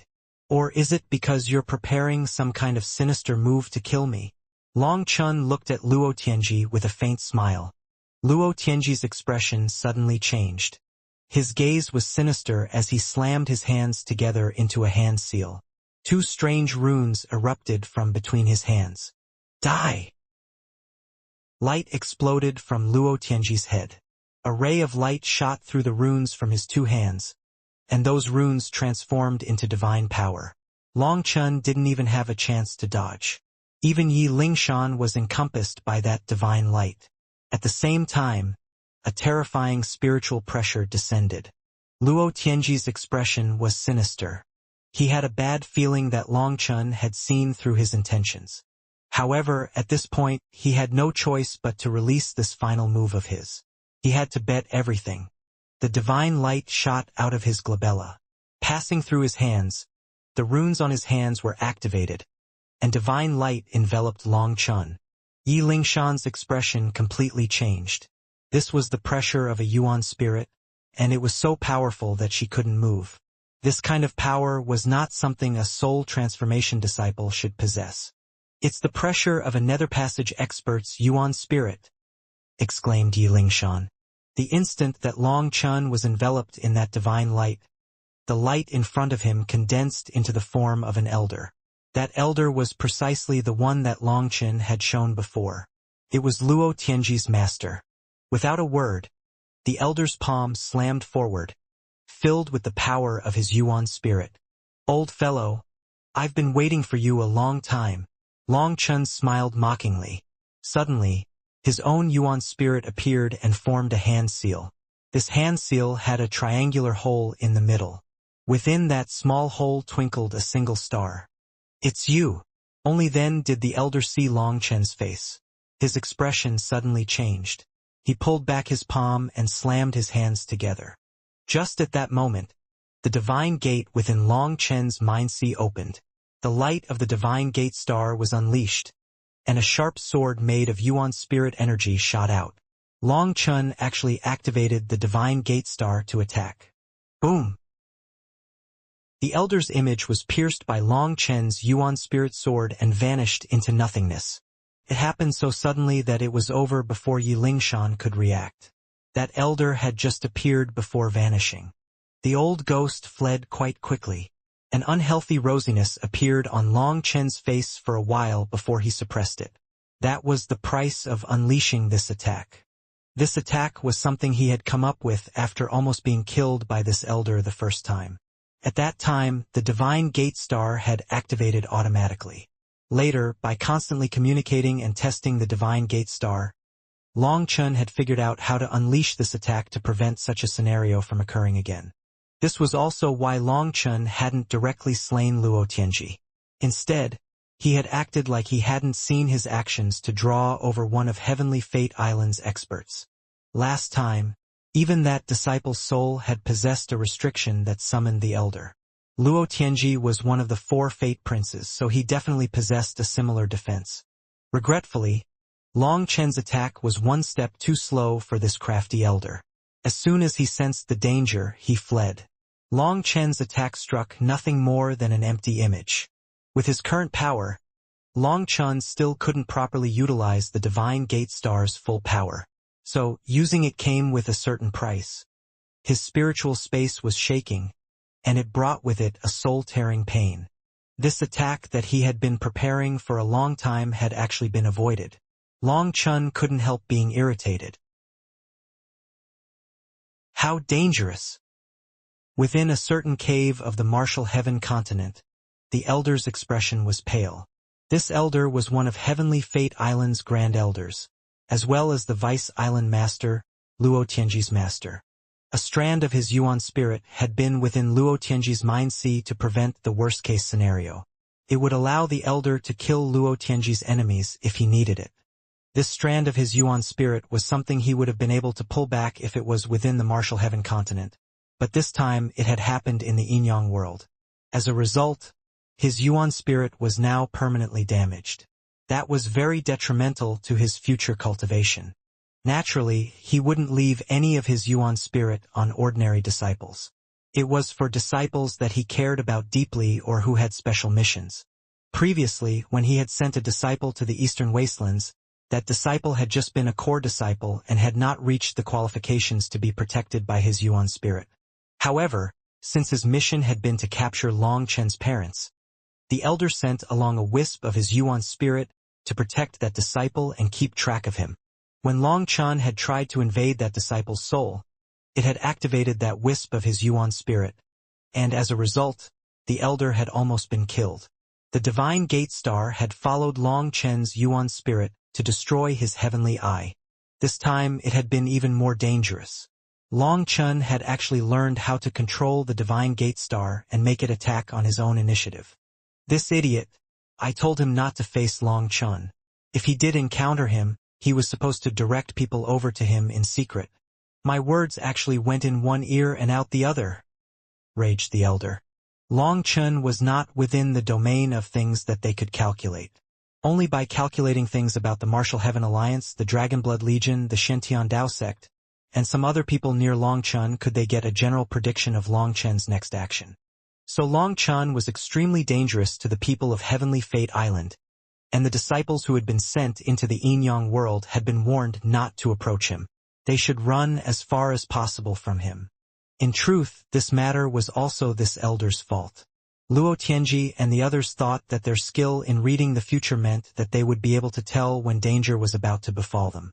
They also had the attack of a Nether Passage expert's Yuan spirit to rely on. If he had told Luo Tianji that his Yuan spirit attack was useless against Long Chun, Luo Tianji would definitely have run immediately instead of arrogantly testing Long Chun's power. No good, I have to alert the others. They have to stay away from Long Chun, or those idiots will just send themselves to their deaths one by one. The elder's expression was gloomy as he walked out of the cave. Luo Tianji was dumbfounded. The incomparably powerful and godlike master of his had actually fled as soon as he had seen Long Chun. Luo Tianji's entire body felt cold. He despaired. At that moment, he suddenly recalled the words his master had told him. Don't get close to Long Chun.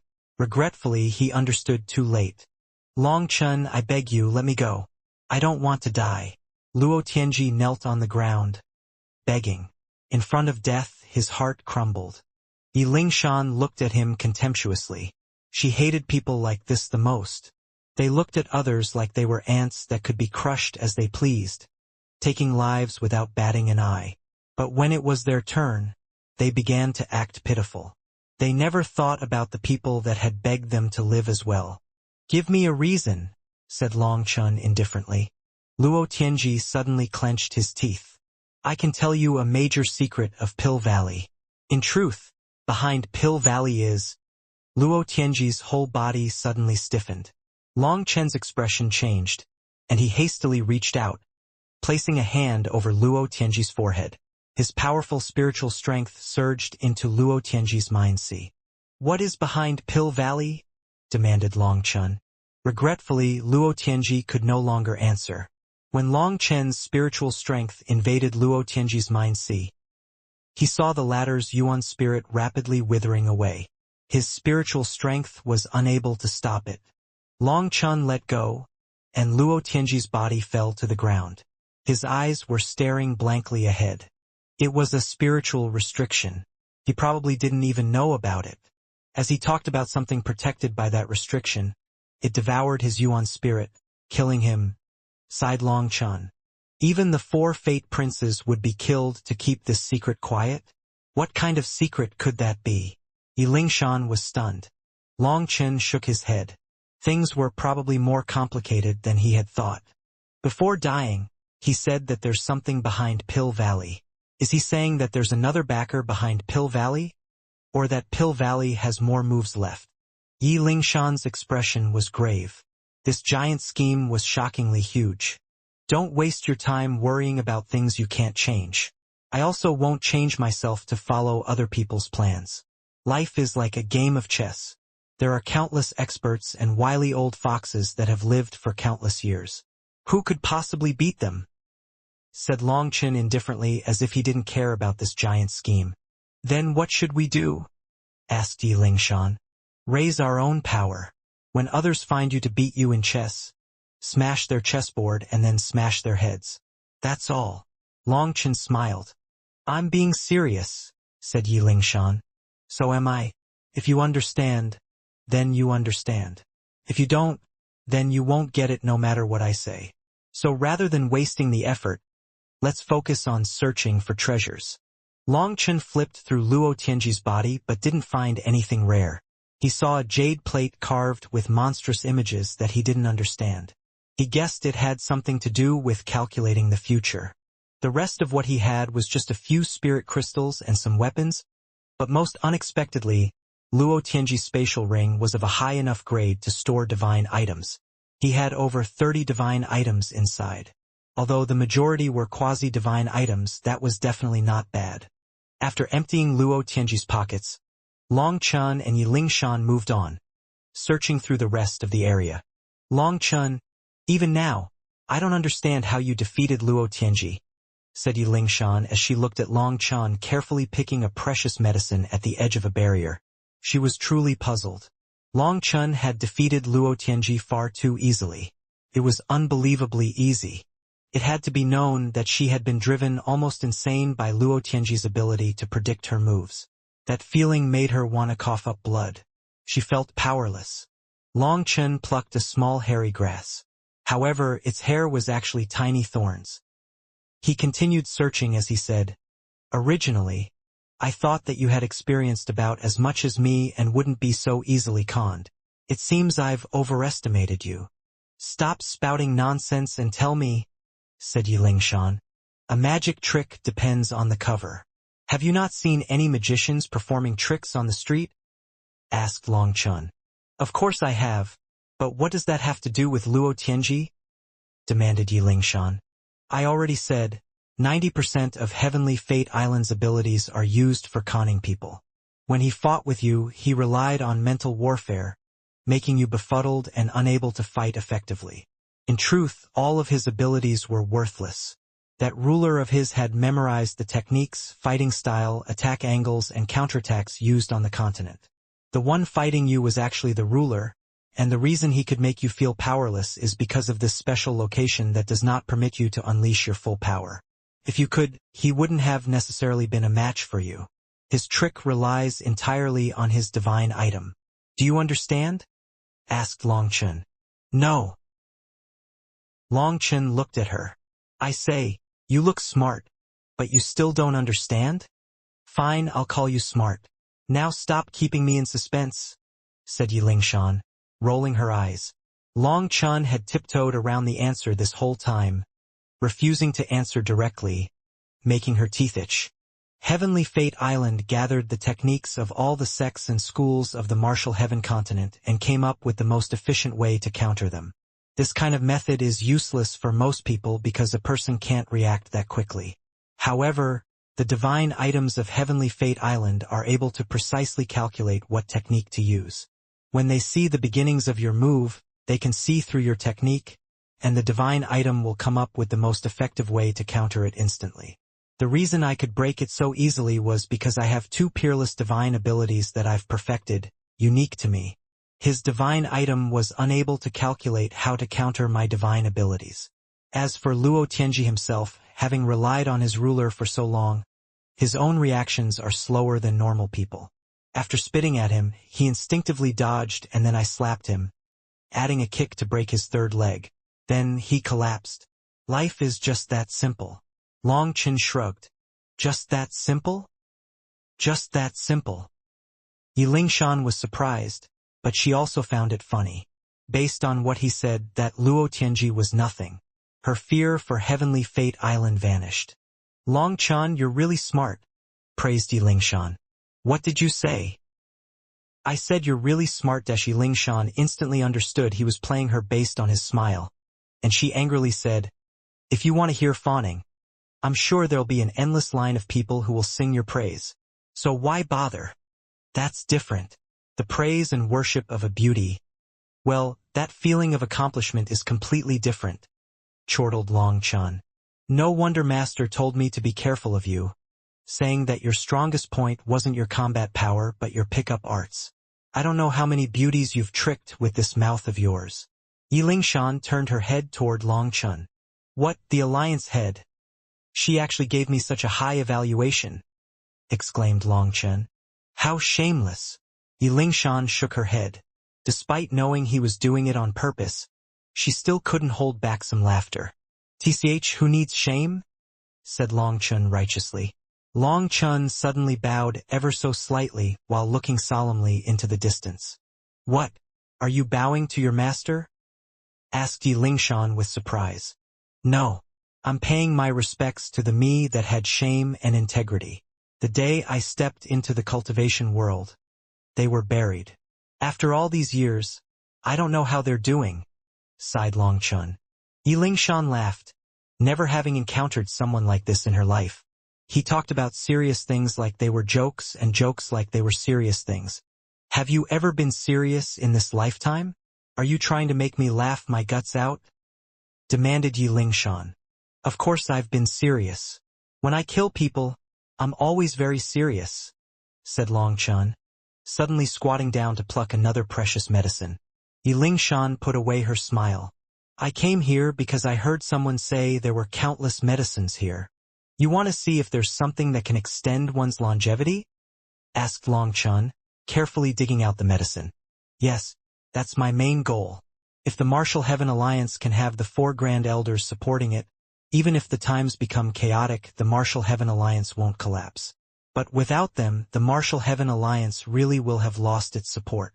Just Master alone can't hold it up, sighed Yi Lingshan. Why are you thinking about your Master first and not you? You are the future Alliance head.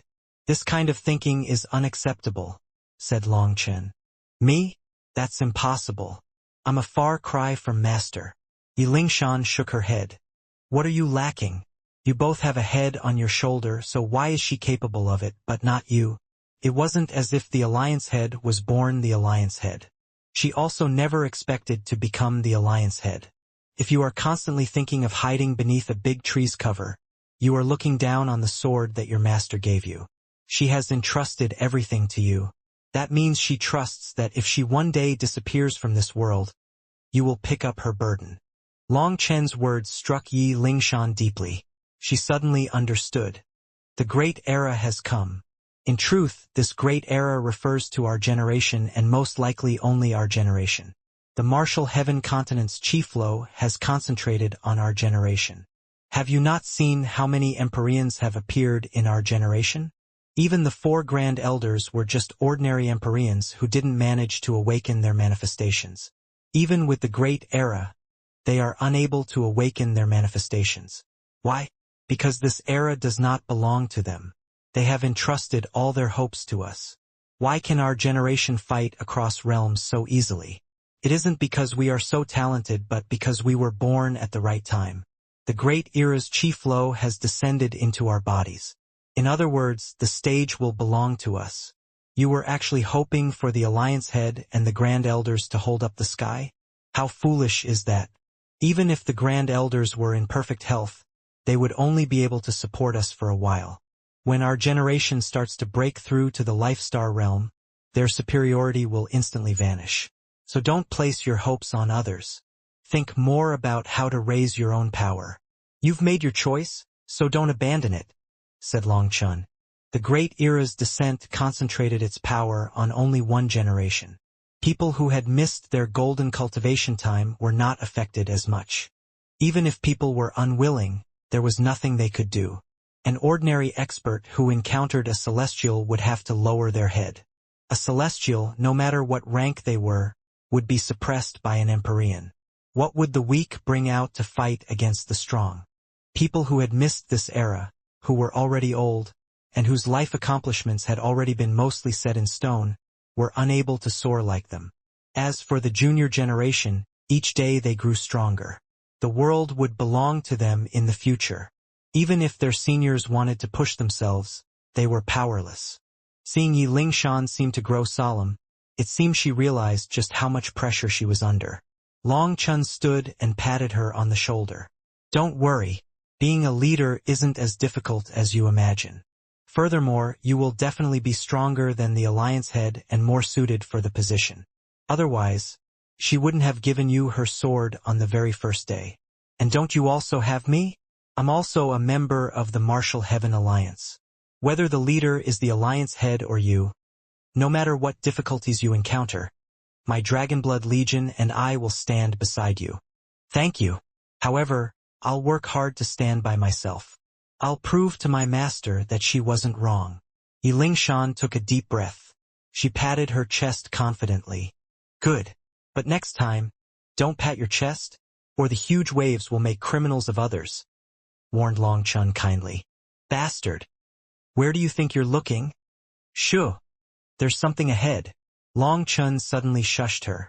Yi Lingshan thought that Long Chun was once more messing around and trying to change the subject, but she quickly heard strange sounds ahead. Let's go. Long Chun and Yi Lingshan carefully went in the direction of the sound. They didn't even know how many mountains they passed. Suddenly, they saw a giant gate, and seeing the situation in front of him, Yi Lingshan almost let out a startled cry. The reason Yi Lingshan almost shouted was because she saw bloody corpses suspended in midair. Their bodies were naked, their skins stripped, revealing their bloody flesh. Surrounding the gate were countless vines. They were like sinister pythons, just waiting to devour others. Those corpses were like melons growing on the vines. Their blood didn't drip down to the ground. Instead, it flowed up the vines. "This is probably the work of some very powerful tree demons," said Yi Lingshan. Those corpses hanging on the vines all possessed powerful auras. They were clearly Empyreans, but such figures hadn't even managed to escape. From this fact, it could be seen just how powerful these tree demons were. "It's just a display of power." Long Chun looked at the hundreds of corpses strewn across the ground. If these tree demons really wanted to kill people, they should have hidden all this mess and launched a sneak attack. That would be easier. This appearance was clearly a warning. "Let's go." Long Chun pulled Yi Lingshan over. "Wait, don't we need to investigate what's going on?" said Yi Lingshan. "Who has time to investigate? Just charge through. If they dare to block us, we'll kill them," said Long Chun indifferently. When the two of them approached the gate, the vines instantly began to move like vipers woken from a nap. They glared at the two of them menacingly. Long Chun ignored them, continuing forward. When he was just a few miles away, thousands of vines suddenly shot toward him like spears.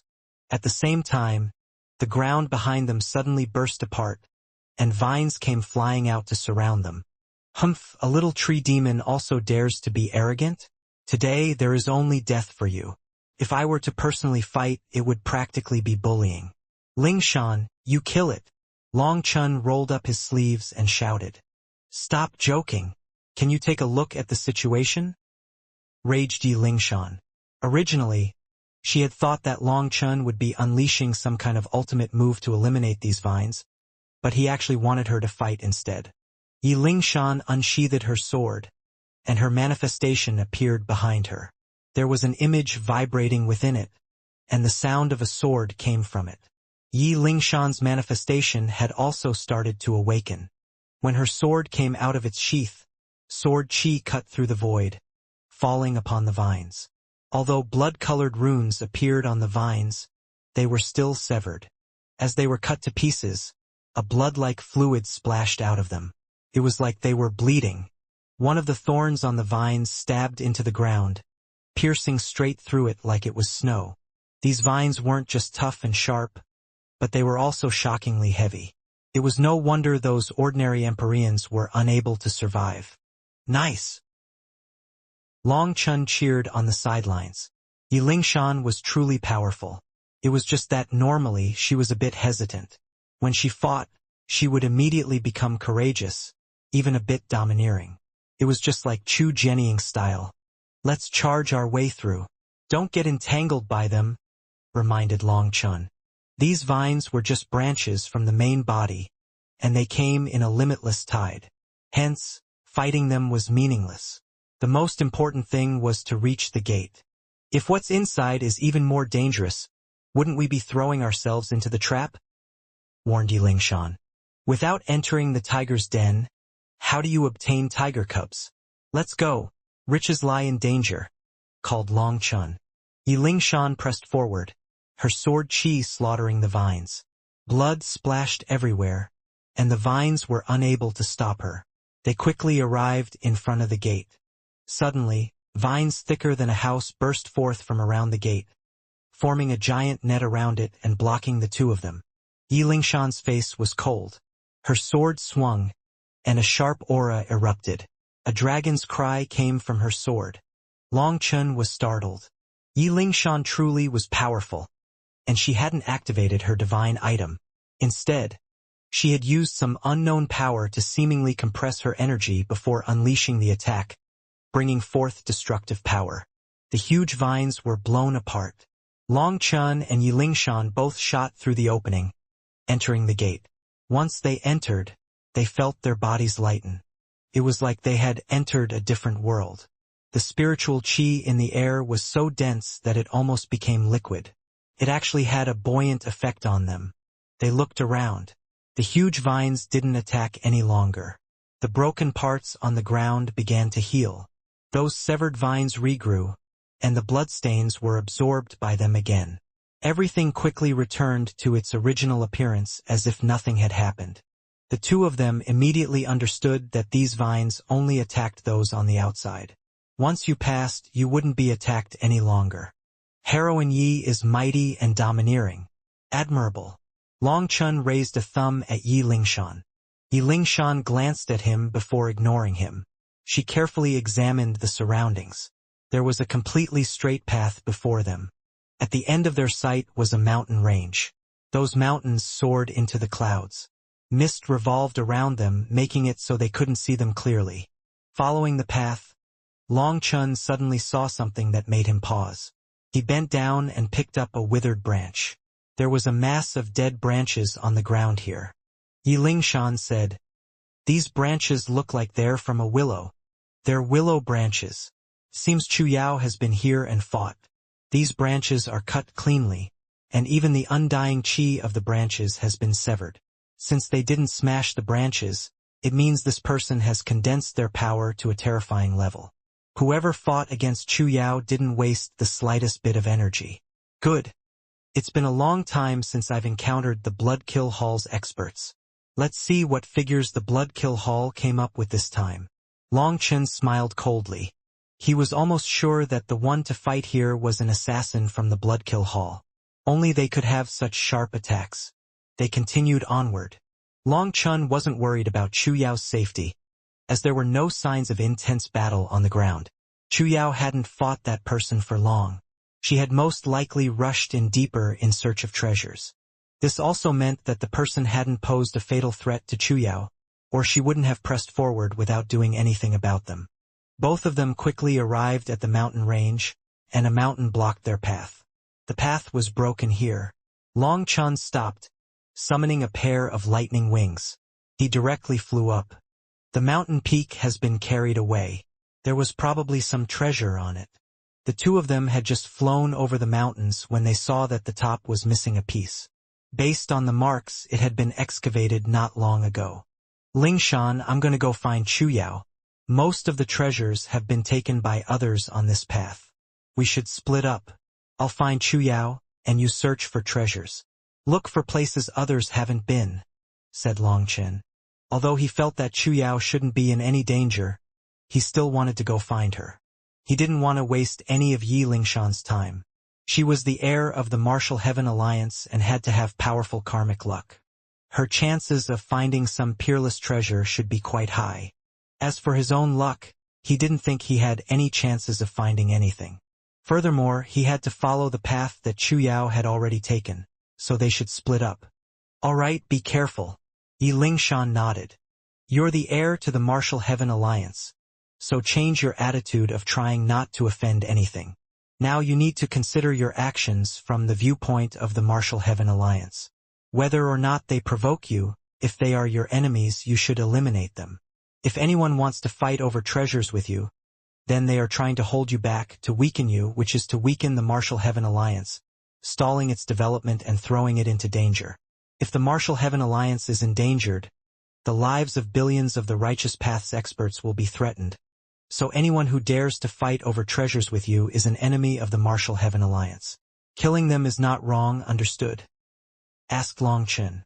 Yi Lingshan had been very righteous while being a loner. Long Chun needed her to be more domineering. "I understand. If not for anything else, just to not disappoint my master, I would fight against the world." Yi Lingshan nodded. "Then that's enough. Go, and good luck." Long Chun and Yi Lingshan split up. Long Chun rushed along a path, while Yi Lingshan hesitated before going another direction. Long Chun quickly flew over the mountains. He didn't sense any powerful magical beasts or treasures, but he did see that many of the mountains were gone. They should have just been excavated, but he had no idea what was on them for them to be so valuable. Flying through the air, Long Chun smiled. He could already sense Chu Yao's aura. Having used the Wood Spirit Union with her, their spiritual strength was closely connected. Furthermore, this place was different from the nest of the Blue-Eye Peacock. There was no suppression of spiritual strength, so Long Chun could already get a general sense of Chu Yao's direction. After a while, that feeling grew even clearer. The reason he smiled was because he sensed that Chu Yao had noticed him as well. As expected, after crossing a few more mountains, he saw Chu Yao standing there at the peak of a mountain, looking like a beautiful fairy.